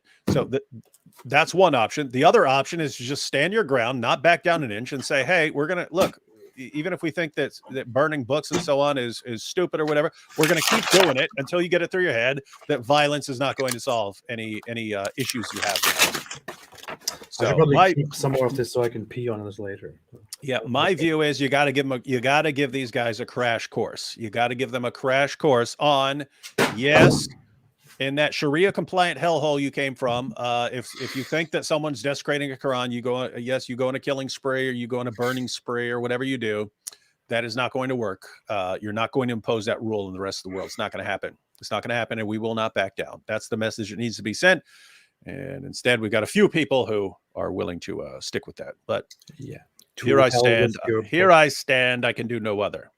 To hell with your stupid book. I'm not even saying half of what I actually have on my mind, but you can just take whatever you want from that. Mashallah, said Derb Dep. Yeah. Is this from the Philippines? What's it? I don't know. It said B. B. B. If Allah wants AP to have $10, he says B, and it is. It says B, it is. Hey, you know what I do when I just want to rip up a Quran? I don't say B, I just rip it up. Stupid. Dumb book. This is the most Islamophobic thing I've ever seen in my life. And I love it. There's going to be more. We have a lot of good footage. The Real Master said, so Allah has... Oh, yeah, we have seen that. Why does Allah have hands, foot, shin, but no PP? That's a very good question, ES 1002. This is... I might make a video on this after I study this more deeply. Yeah, Anthony has a ton of stuff on there. We should make a few videos because there is some interesting stuff. In fact, I think there are some things about Allah having a PP. It refers to his loins and so on, which is, so we'll see. We'll see. I'm like you. I haven't really studied it in detail, but hey, maybe we should get Anthony on here to break it down for us and pull up sources and so Probably, yeah. We can talk about, maybe next live stream will be, where is Allah's PP? Because notice when Allah says that he can't have a son, it's because he has no wife. It's not because he has no pee-pee. Right?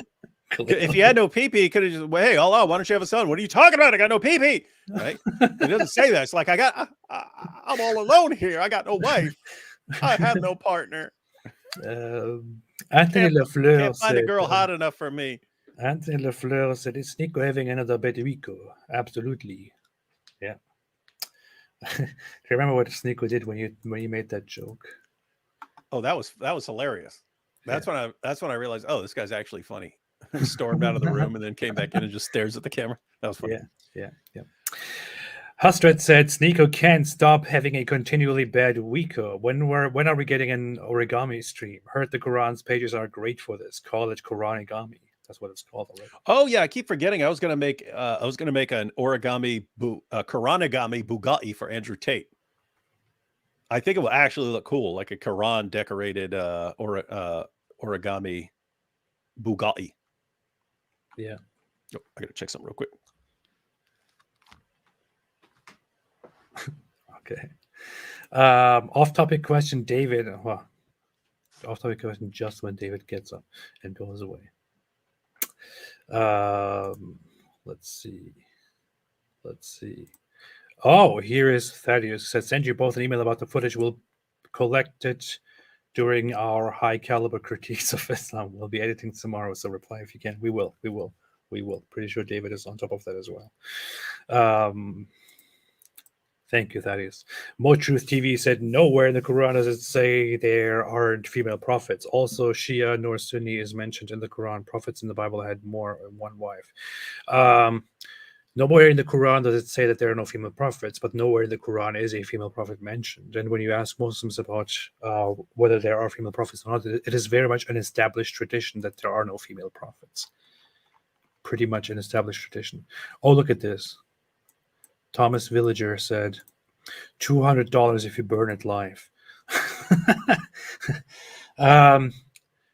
Very nice offer. Unfortunately, during this live stream, I wouldn't be able to do that anyway, even if you gave me $200, because I'm inside a building and I cannot set something on fire right here. But maybe I could do a live stream just for that some other time. Yep. Where'd David go? He's not gone forever. Apostate Prophets got me red pilled. AP, don't hate red pill. I hate red pill. I don't hate red pill. I just find it ridiculous. Very, very ridiculous. Great show. I'll be at the seminar in September. Looking forward to it. I'll save this for when David is back. I think he's there. I hear him. I hear him approach. I see his shadow. Hey! You see David's hair, he's copying me. He's like, I grew my hair and then he started doing that too. Hey, wait, did someone say seminar in September? Yes. Talking about the R Strong Tower Conference? Something like that, I don't know. Sheikh Boyardi said, great show. I'll be at the seminar in September. Look forward to it. Yeah, so he's talking about the R Strong Tower. For those of you in California or driving distance of California, I'll be there. Matter of fact, you're going to have trouble getting a lineup like this. Not only D Wood, you got Hatoun, you got Jay Smith, you got Dan Brubaker. So he's going to be talking about manuscripts and so on. You've got Anthony Rogers, a couple more people, but pretty killer lineup there. And I think, if I recall, the entire thing is about the Quran and various issues related to the Quran. So be sure to check that out. Be sure to check that out. The only reason it's not it's not being pumped and hyped so much is that I'm not there, which is why it's still boring. If I was going to go there as well, it would be, of course, amazing. I'm looking for something here. Quickly trying to find it.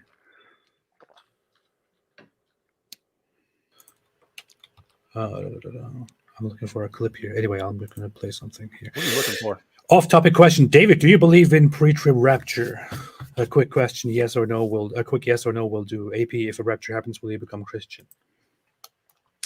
No, I don't believe in a pre-trib rapture, but I'm not denying it either, right? Like I can't say I believe in any particular position. So it's basically we've talked about this before. I'm completely content saying, hey, here are 6 different positions, and here are smart people on all these sides and so on. And I don't know, and I've never studied it in detail, and so I normally just withhold coming to a conclusion until I've studied some of these issues. And this is just an issue I've never been terribly interested in because I've always been more interested in other things. So. Yeah. If it happens, will I become a Christian? Yes or no? No. UFOs are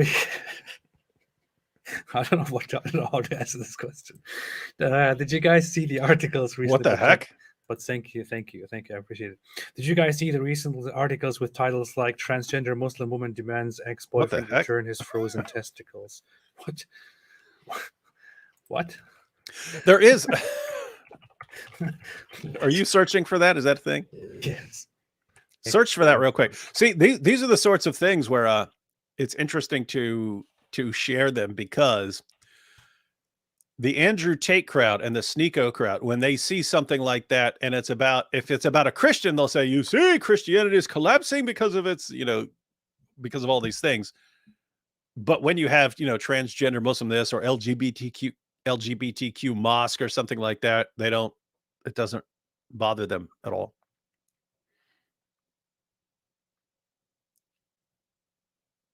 You have no audio? you talking? Can't tell. Oh, New York Post.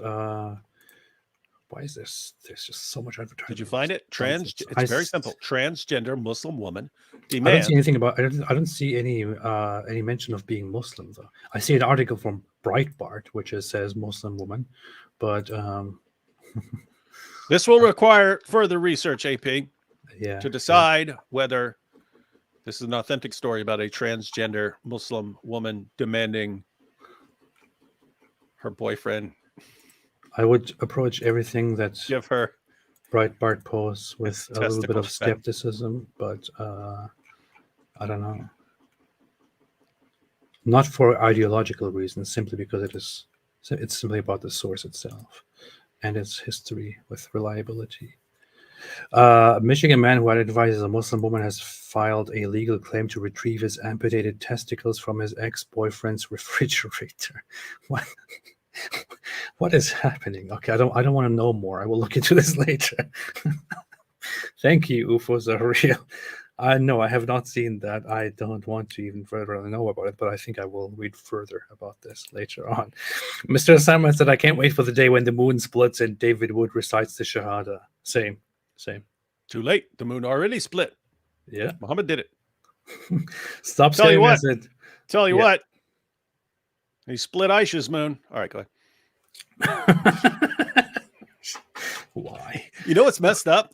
I was debating Kenny Bomer the first time. I was quoting the hadith, and he was trying to point out that I don't actually believe in the hadith, right? Like, which I do to some extent. It's just how reliable are they? But he, of course, was under this delusion. Oh, if you're quoting the hadith, therefore you must grant all of the hadith. And he wanted to show that I don't grant all the hadith. Therefore, I can't quote these dozens of hadiths about Muhammad having sex with a little girl. And he goes, come on, David, do you believe that Muhammad split the moon? And I thought I was about to say, I believe he split Aisha's moon, right? But I didn't. I was like, no, that may be going too far. And then later on, I was like, no, I should have said that. That would have been like the sickest burn ever. Oh boy. Whenever somebody says Kenny Bomer, I just feel like I feel like I get a little bit nervous because I think they just said something inappropriate. And Protestant Believer here just commented it and said, haha, Kenny Boner. It's very, very disrespectful. We would never. Powerful commentary. Protestant Believer.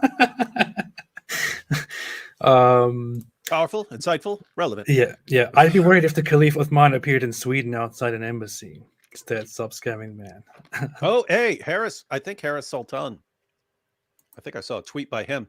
He was asking why Christians aren't in front of the Pakistani embassy burning Qurans to protest what's going on in Pakistan. Maybe we should do that. Thought he might have a valid point. Maybe we should roll up on the Pakistani embassy. Yeah. With some Qurans. And more. SSP Michael said, hi, AP and Dr. Wood. Big fan. Please collab with Adam Seeker. Heard of Adam Seeker quite a bit before. Don't know much. I think I've been on with Adam Seeker before. It's kind of the issue is they're kind of different audiences. Yeah. You know what I mean? They're kind of like different language audiences and so on. Yeah. They appeal very much to the Indian subcontinent audience, I think. So Loni Tatubal said they memorized the Quran dot for dot, word for word. Now why they don't recite the ones eaten by a goat? Maybe it was an embarrassing content to be part of the Quran. Yeah, it was. That's the story. I think it's basically massively overestimated by Muslims how much of the Quran was actually memorized back then. Precisely. Like they tend to think that there are all these like hundreds of followers who had the Quran memorized and so on. I think you get like there were basically like 4 people who had all of it memorized supposedly, and even they couldn't agree on certain things. Yeah. And by the way, you can imagine why that is. I mean, Muhammad's walking around, and there's all these situations going on. And first he's in Mecca and Medina, and then they're on, military campaigns and so on. And as issues are coming up, he's coming out saying, I have a revelation. And it's not in a book form. It's just things he's been reciting over the past 23 years. he then dies, and you say, okay, we need to make a book out of this eventually. Well, it's going to be a pretty messy process. It's going to be a pretty messy process. And that's why you find when Uthman, first Abu Bakr, but when Zayd ibn Thabit was told to compile the Quran, he said it would be easier to move a mountain. Be easier to move a mountain than to do this. And which makes no sense. Which makes no sense if there are all these guys who have the Quran memorized and it's in the correct order and everything is easy and stuff. All you need to do is sit some people down and say, all right, I'll start writing. But no, it says it was a nightmare. Why? Because it was a big, messy process. That's why. I move mountains all the time, and it's not very easy. I have to point that out. Leon said, Muslims gave my dad a Spanish Quran. Oh, yeah. Shooting practice. Yeah, target practice. Yeah, no, seriously. When I put out a little warning, not too long ago, warning these guys who are plotting, because there are people plotting to murder Hatun. Like, they're actually engaged in the plot to murder Hatun. And I said, if they're ever successful, I'm going to launch a pretty massive global Quran desecration campaign. I just wanted to notify everyone. I've heard from multiple people who have access to pig farms who said we're welcome to use those pig farms. And apparently pigs will eat anything if they're hungry enough. And so, guys, do you want, those of you who are desperate to defend the Quran from criticism, so desperate that you are trying to kill Hatun, if you are desperate to defend the honor of your book, do you want it going through the entire digestive tract of a pig? Just keep that in mind. What are you laughing at? That's funny. I need to see Shaky Booty debate David. We had a debate arranged between Shaky Booty and David, but due to time constraints, it couldn't take place. That is still something that is still planned and might happen in an unforeseeable future. I think both of them are good debaters, Shaky Booty and David Wood. It will happen. Powerful. It will make it happen. We'll make it happen. Goat said, leave my family out of this.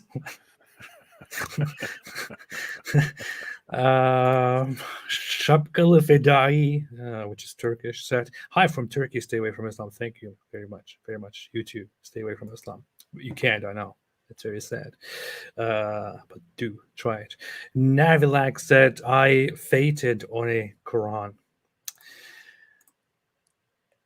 Aditya Roy said, is Andrew Tate the greatest Muslim? Yes. And another verse said, bro, for the sake of Yajuj and Majuj, have Orthodox Shahada on already. I've heard so much of Orthodox Shahada. I think, didn't Jay Dyer mention Orthodox Shahada? I think he did.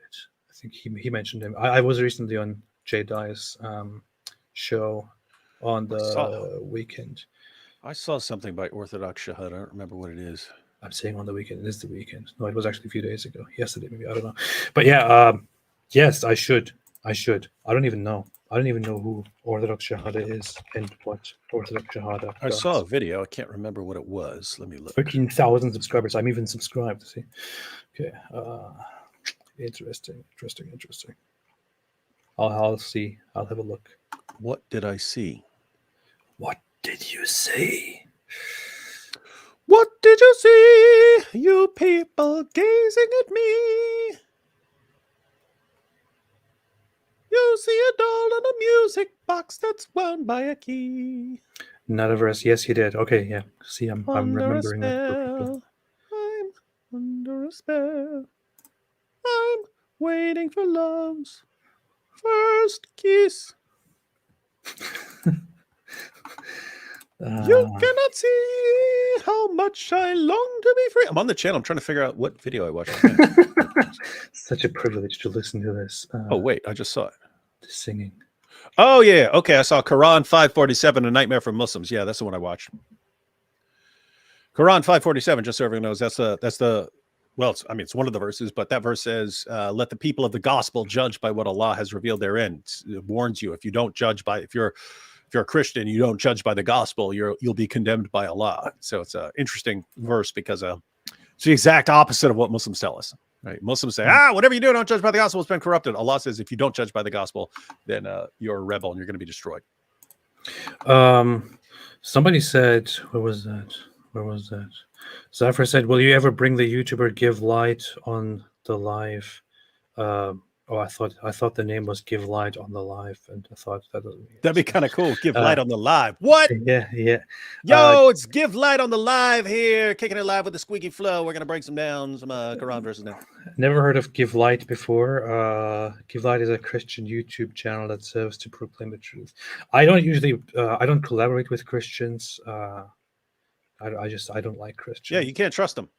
Like, you can't trust Christians. Got 75,000 subscribers there, so that's yeah, and it's only 1 year old. That's funny. It's a baby.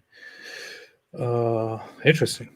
I'll have a look. I'll see. Oh no, I shared that video back in the day. At the end of the road to Allah, Jesus is the one who's waiting. I saw that. Yeah, I saw that. I shared that back in the day. Yeah. All right, what's going on? I don't like Christians. I don't know. It's because you're racist. Yeah, pretty much. The real massacre said is Alidawa singing. Yes, that was literally Alidawa singing out of David Wood's mouth. That's what happens. The only song I like Ali Dawa singing is "We're Proud of That." All right. Grey Jedi said, "I would love if one day DP and David Wood did a live stream in music format, at least 1 hour long, with voice impressions." That sounds like the best thing I've ever heard in my life. I don't even know how to do that. Music format? Yeah, it's gonna just be a musical. You know, we're gonna do a musical together. Fad said he's an ex-Muslim. AP, he's an ex-Muslim. Oh, is that why I watched his video before? I don't know. Maybe I'll check it out. I hurt myself today. To see if I still feel. See, it works. Zagra said, "Need a Playboy edition Quran, 1 page of Quran, 1 page of sexiness, and so on. Target market young Muslims." That sounds actually like a very good idea. That could lead to at least Muslims beginning to read the Quran, since nobody's reading it. Muslims are not reading it at all. They find it boring. They have to be forced. So maybe this is a good idea. This is a good idea for dawah. I will write that down. Leon said, "Would love to see you guys guest on Mug Club." What is Mug Club? No, that's Steven Crowder's thing. No, AP dissed him. That ain't gonna work. Yeah, AP had a problem with what I didn't diss him. What did I do? I called him a terrible person. Yeah, something like that. Yeah. Because you say that about anyone you're jealous of. Yeah, which is basically everyone except me. All right. Let's. I don't know why there are Nick Fuentes fans here. Somebody was saying the Talmud is not holy and stuff like that. Oh, really? That's Fuentes fans? Yeah, don't worry. Don't worry. Talmud. We're gonna crush you guys. You wait your turn. You're kind of at the end of the line because you're like an insignificant little group, groypers and stuff. But don't worry, don't worry, groypers. I will crush you. Just wait your turn. Gropers. Nobody really cares about Nick Fuentes. Nobody cares about his Groper fans. We did, for some reason, make a show about Nick Fuentes and the Gropers. And we demonstrated how dishonest he is. We thought about doing something comparing the Groper, Nick Fuentes and Muhammad in terms of anti-Semitism. Nick Fuentes versus Muhammad. Let me see. He posted about us again. He's posting about us? He posted about us on his Telegram account again. What? I don't even know how to get on Telegram to see what he said. I think he got really upset at us making a stream on him, so he just posts stuff about us now. How do you say a bunch of I don't know what to say. It really sounded like he was calling for a bloodbath. That's what it sounded like. If they're plotting to kill us, we're gonna kill them first. He said something along those lines. So if you're doing that and then you can't even quote sources accurately and you're quoting stuff that's made up and so on, like why do you get ticked off when someone responds to you? Like if you don't want people responding, don't say stupid. I mean, that's what's crazy. The guys who are going around saying all this crazy stuff, trying to stir up violence, it's like it seems like they want attention and they should be glad when they get attention. they whine like babies when you respond to them. I don't know what's going on. Yeah. So it's funny. I'm looking at his stuff here right now. I just don't want to put it on the screen because it's a Telegram account. But he basically, I think it really got under his skin that we talked about him. Why? And we just did like one live stream. If his groypers hadn't come over and started throwing a tantrum, like people would have probably forgot about that pretty quickly. He started ranting. Why has it been totally acceptable in the last 10 years to dissect and attack Islam, but Judaism is protected? Many Christian apologists have made a career in the last decade ripping apart Muslims, but they wouldn't dare criticize Judaism. We all know why. Is that Nick Fuentes? Yes, that's him talking about. That's dumb. I've said like 9 times. If you want to criticize something, there's plenty of stuff in the Talmud to criticize. Just cite it in context. Say, this rabbi said this. Yeah. And this other rabbi said that, and you condemn the view of that rabbi who said that. But that's not how they're reporting it. They'll go to something that one rabbi said, completely contradicted by other rabbis in the same text, and they'll say, "This is what all Jews believe who aren't atheists. All Jews believe this." And it's absolute nonsense. It's like that's false. What you're saying is false. Why are you saying it?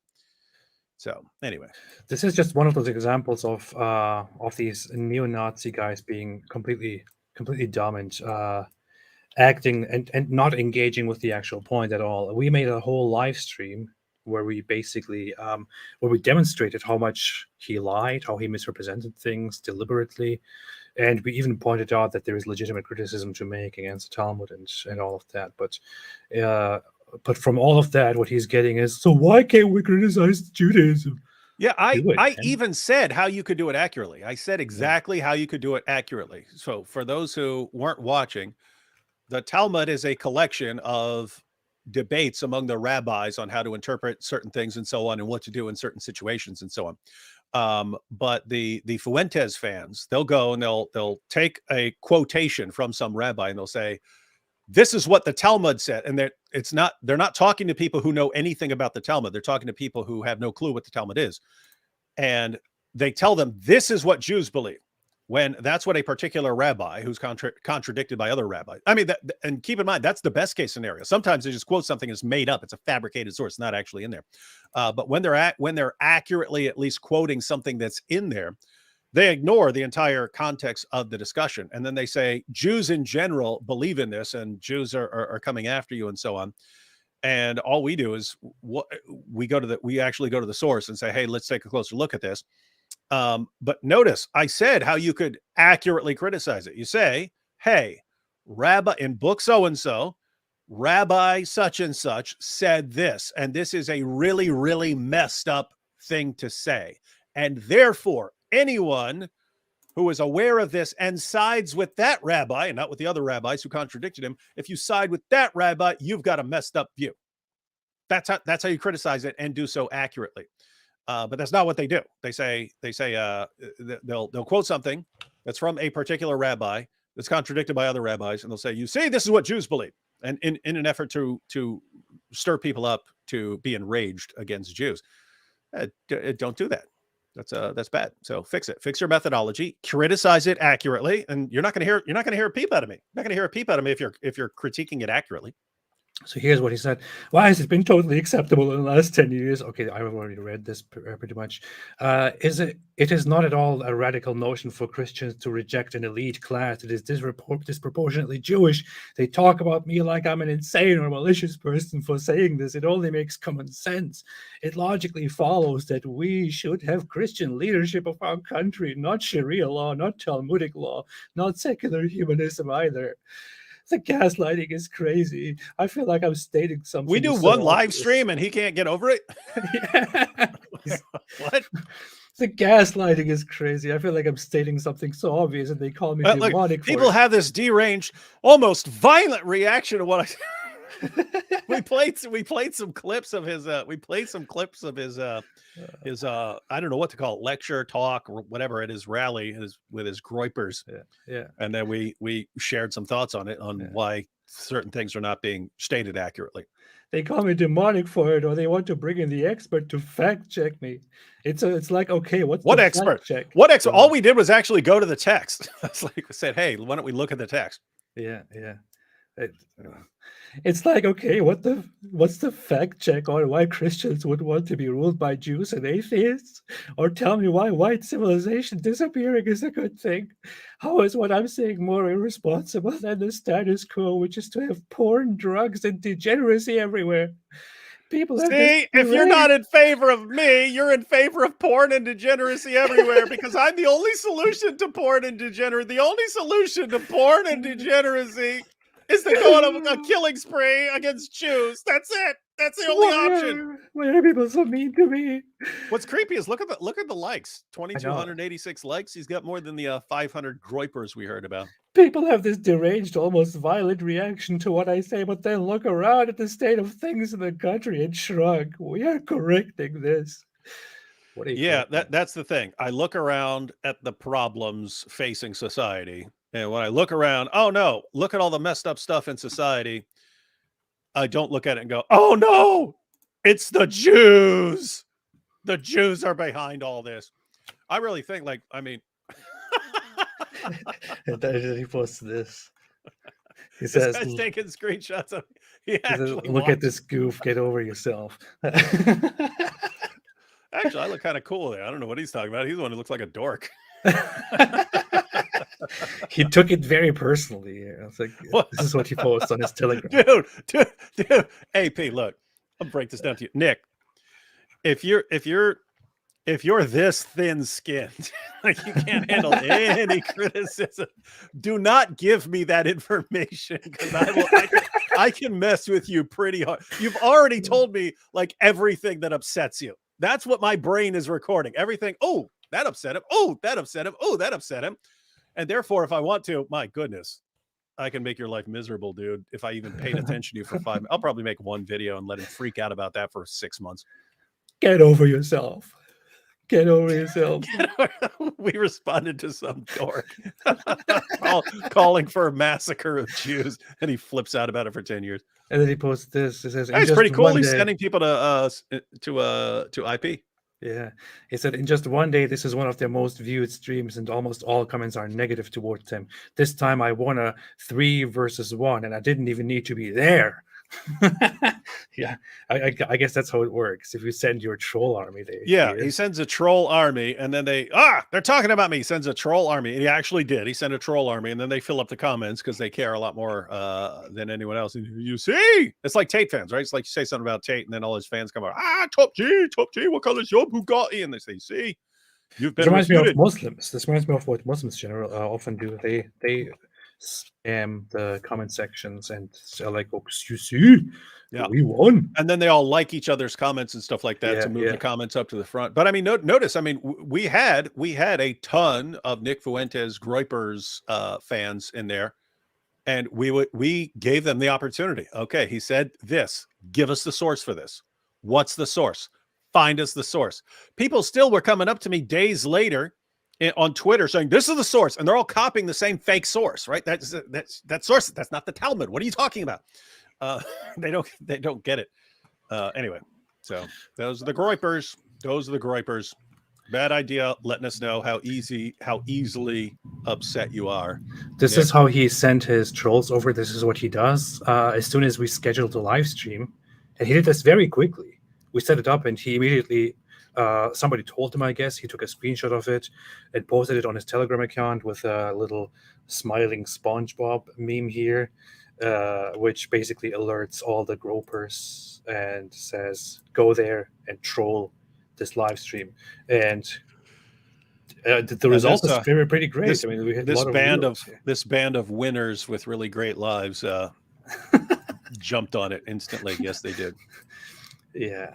Man. I won. That's what's funny. See, I won without even being there. We were making fun of that he's got this rally where he has these guys show up to his rally and stuff, and he's going, we already won. It's like, what planet do you live on? So your plot is to become president of the United States, take over the military, establish a completely white United States of America, get rid of Jews and all non-white, I guess European white people who are now here and so on. That's your plan. And you're saying, I already won. I got my 500 Groypers here. Like, what level of delusional are you? Because that's pretty extreme. That is pretty dumb. The two things people talk about in the comments are the bad faith, unnecessary, hostile, antagonistic approach towards me, and their refusal to engage with Towards me, all I'm doing is calling for mass murder of Jews. I mean, what's the problem? Why are people so hostile? That's not what people are talking about, Fuentes. That's what your trolls are talking about and making it look like that's what people are talking about. Because many of those people are regular viewers, see very clearly, as we have demonstrated on that live stream, that you just lie and lie and lie and lie over and over again. You use terrible logic. You lie in order to get your message across. If you actually stood there and you gave valid points, reasonable points, and were completely accurate in what you were claiming, if you did not give sources that are over 90% completely wrong, then we wouldn't be sitting here and basically, I don't know, reprimanding you and attacking you for lying to everyone, for lying to your own people. We wouldn't call you a liar. We wouldn't call you a scumbag. We wouldn't call you. And there's actually reasons still do. Actually, I don't know. Like I generally don't care if some idiot with 500 followers or whatever is spouting complete nonsense. On this particular issue, there are enough groups around the world who hate Jews where you actually could have a future bloodbath, right? And it's a situation where we've had a previous bloodbath not too long ago. But you've got Islam, which openly calls for Jews to be exterminated. And you don't get your virgins in paradise until you go around exterminating Jews. You have people on the political left who hate Israel. You've got people on the far right who don't like Jews. You've got a lot of people who don't like Jews. And the Jews are a pretty small ethnic group globally. And therefore, this isn't a situation where it's just some random people who never could possibly do anything, spouting a bunch of nonsense. These are people who could potentially in the future form alliances and actually go on a killing spree. And if they're spouting nonsense, you want to expose it now before they're slaughtering everyone. Yeah, that is true. I will have Jay Dyer on here, by the way. Can't wait for you to have Jay Dyer on soon. The video on Jay's was top notch. That was actually amazing. I loved that discussion that I had with Jay Dyer. He is going to be a guest on this channel this coming week. I'm not sure what day that was. I think I scheduled it for, let me see, Jay Dyer. Oh yeah, he's going to be here on my channel live on Tuesday. So we'll have a long discussion with him on his recent debate with Daniel Kikichu and other issues. Very interesting guy. Yeah, whatever. Nick, stop crying. I don't want to be an asshole, but stop crying and I said it on that live stream. If you care so much about what we say about you, if this gets under your skin so much, just contact me. Let's have a discussion. And let's have a discussion that you can prove me wrong. I can see where you are right, where you are wrong, and so far what we have seen, I'm not very impressed with you, to be honest. Inspiring Philosophy also agreed to have a discussion, to have a debate with you. Actually, that whole stream was supposed to take place on my channel, so I was going to be the host of that. I was going to be the main target of your attacks. I kind of piled it on Inspiring Philosophy right before we went live. But hey, you guys came, you sent your trolls over, and you gave him a very good view count, and your gropers even made a lot of super chats. So that's a very strange way of winning. But hey, Nick Fuentes, I like it though. Yeah, you don't need to send your gropers. If you want to have an actual discussion with me, I'm ready to actually engage in a good faith discussion with you, despite the fact that you believe in basically discriminating against entire groups of people, in separating, in genocide and all of that. I don't need your gropers. I can sit down and have a discussion with you without all the groping. Just get in touch with me if you care so much. I think IP was willing to debate him, but later on when I said, hey, what topic? He said, I think I'd need to debate him on whether dinosaurs exist first. Snake Fuentes just rejects the idea that dinosaurs existed or something like that. So yeah. Anyway. I thought he was a complete idiot and a scumbag and a joke. But then I saw these leaked messages between him and Milo, where Milo is basically reprimanding him and telling him to put on a bigger coat when he goes to his next speech, to his next rally, so he can be respected because he doesn't look serious enough. Not enough people are coming. And he's like, oh, okay, can you give me more tips, Milo? And I just thought, after seeing that, I just feel bad for this guy. Thoughts on Jean-François Garlépil? So it looks like a nice guy, but hangs out with the likes of Richard Spencer and Nick Fuentes. So I'm not sure what's up with him. I don't know who it is. He also debated some Muslims on MDD. Yeah, I don't know who that is either, but based on his company, I would probably not be a fan. Yeah, Jean-François Garlépil. Guys, keep in mind, Richard Spencer is not Robert Spencer. Yeah, that's different people. Robert Spencer's cool. Richard Spencer, not so much. Jean-François Garlépil, I have no idea who that is. I think that's a streamer who turned toward that camp as well. I wouldn't like him just because of his name, but when you factor in the other things. Garlépil. What are your thoughts on the war crimes Israel committed against the U.S.? This is a Fuentes fan. This is a Groiper. Are we still talking about this event? Which this is a perfect example. Israel mistook, the Israeli military mistook a ship for an Egyptian ship and then bombed it. But that was the 60s. Yeah, that was a 60s. No, notice war, right? These things happen all the time in battles and war. So like the U.S. Embassy, I think it was 1999. The U.S. Bombed the Chinese embassy and so on. Yeah. But this is actually the issue. Yeah, all kinds of things like this happen. But when you fixate and say, when Israel does it, you see, it's a plot by the Jews. They really wanted to get into these problems. They really wanted to bomb the USS Liberty. In fact, it's Liberty. That's why they did it. They chose the USS Liberty because they wanted to show that they're destroying liberty in our country and stuff. And that's because of the Talmud. You go to the Talmud, and it's all this plotting, and it's never just, they mistook it. They do not actually want to piss off the United States. They just thought it was an Egyptian ship. I guess I bet there are interpretations of what happened there. To me, just when you bring this up, I think, are you kidding me? Are we still talking about something? What are you talking about? See, you're defending the Jews. That happened 60 years ago. 60 years ago. But it showed the true plot that they're trying to kill us all.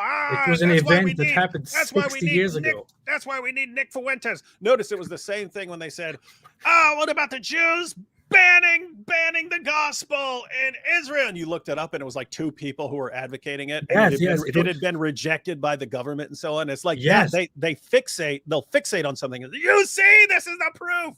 The gropers came and said, why don't you speak about the fact that Israel literally banned the gospel? And then you look at it and it's actually 2 members of the parliament wanting to ban conversion to different religions, and Netanyahu coming and saying, I will not allow this to happen. But and then the gropers are like, look, Israel banned the gospel. Yeah. This is the way, this is the quality, the competence that you guys present when you try to go and argue for your ridiculous stuff. That's the issue, guys. I mean, there are completely legitimate ways of going around and criticizing different positions. When you're just I'm going to bring up this thing that happened in 1967, blah blah blah blah blah, and it's like you could do that with anyone. I mean, any group that you wanted to target for hatred, you could go and find things that happened in that group. America committed some really, really terrible, some really horrible acts. What does that mean? Yeah. During the George W. Bush administration, during the Iraq War, the trials of the Abu Ghraib detention center in Iraq, horrible things happened there. The presence of the American military in the Middle East, in Iraq, is a major contributor to people in Iraq having an extremely deep hatred toward America, toward the West, toward European people, toward Christian people, because the American military was there and did unspeakable things over there. Does that mean that America is all bad now? Does it mean all Americans are bad? Does that mean America is evil? Is this the conclusion that we're supposed to get to? Does this mean we are supposed to condemn the United States of America and everything that it stands for because of some pretty harsh, pretty bad atrocities that were committed in Iraq, for example? Is this the way of thinking that we are supposed to equip? There were lots of people who did a lot of good things when they went over to Iraq. A lot of veterans who actually went there with a good intention. I know some. Am I supposed to hate them too now because of that? Yeah, the answer from Nick Fuentes is yes, you're supposed to hate Jews. That's it. Yes, supposed to do it. Yeah, whatever. Yeah, okay. Liberty was showing American flag. Yeah, I'm not entirely sure with the familiar. I'm not entirely familiar with the. And it's jet flying over. Jet flying over. He spotted the American flag. I'm not entirely sure about the details of the USS Liberty during the 6-day war. I don't think it's relevant to the discussion at all, as just pointed out. No, but no, I mean, apply the same logic to America and Iraq. Yeah, that's the entire idea. Notice, I mean, they're telling us to fixate on this. Just fixate on this. I mean, my goodness.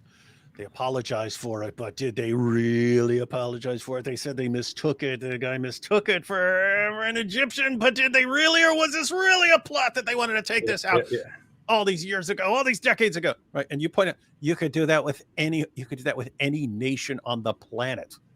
Pick a nation that you want to hate and want to bomb and slaughter everybody.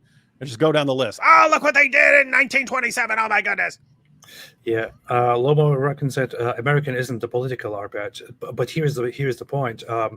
We never even went out on a mission to defend Israel from criticism or anything. We didn't even do that. We didn't even engage in any of that stuff. We just focused on Nick Fuentes, his anti-Semitism, and his supposed Talmud quotes, which are 100% wrong in everything that he said there. Actually, to be very honest, very precise.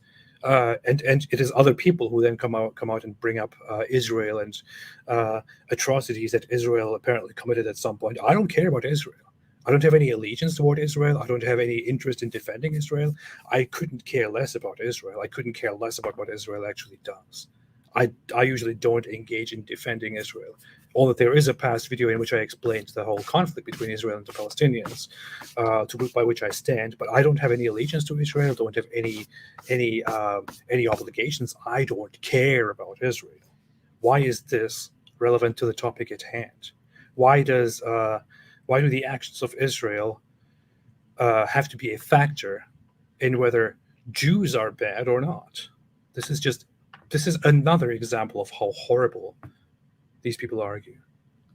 Anyway, long topic, long story short, the gropers need to stop groping. David, anything else you want to point out before we leave? No, not really. Anything you want to say to the gropers? Guys, get a life, seriously. I mean, there are actual serious problems in the world today. If you look around at the world today and you go, we got to do something about the Jews.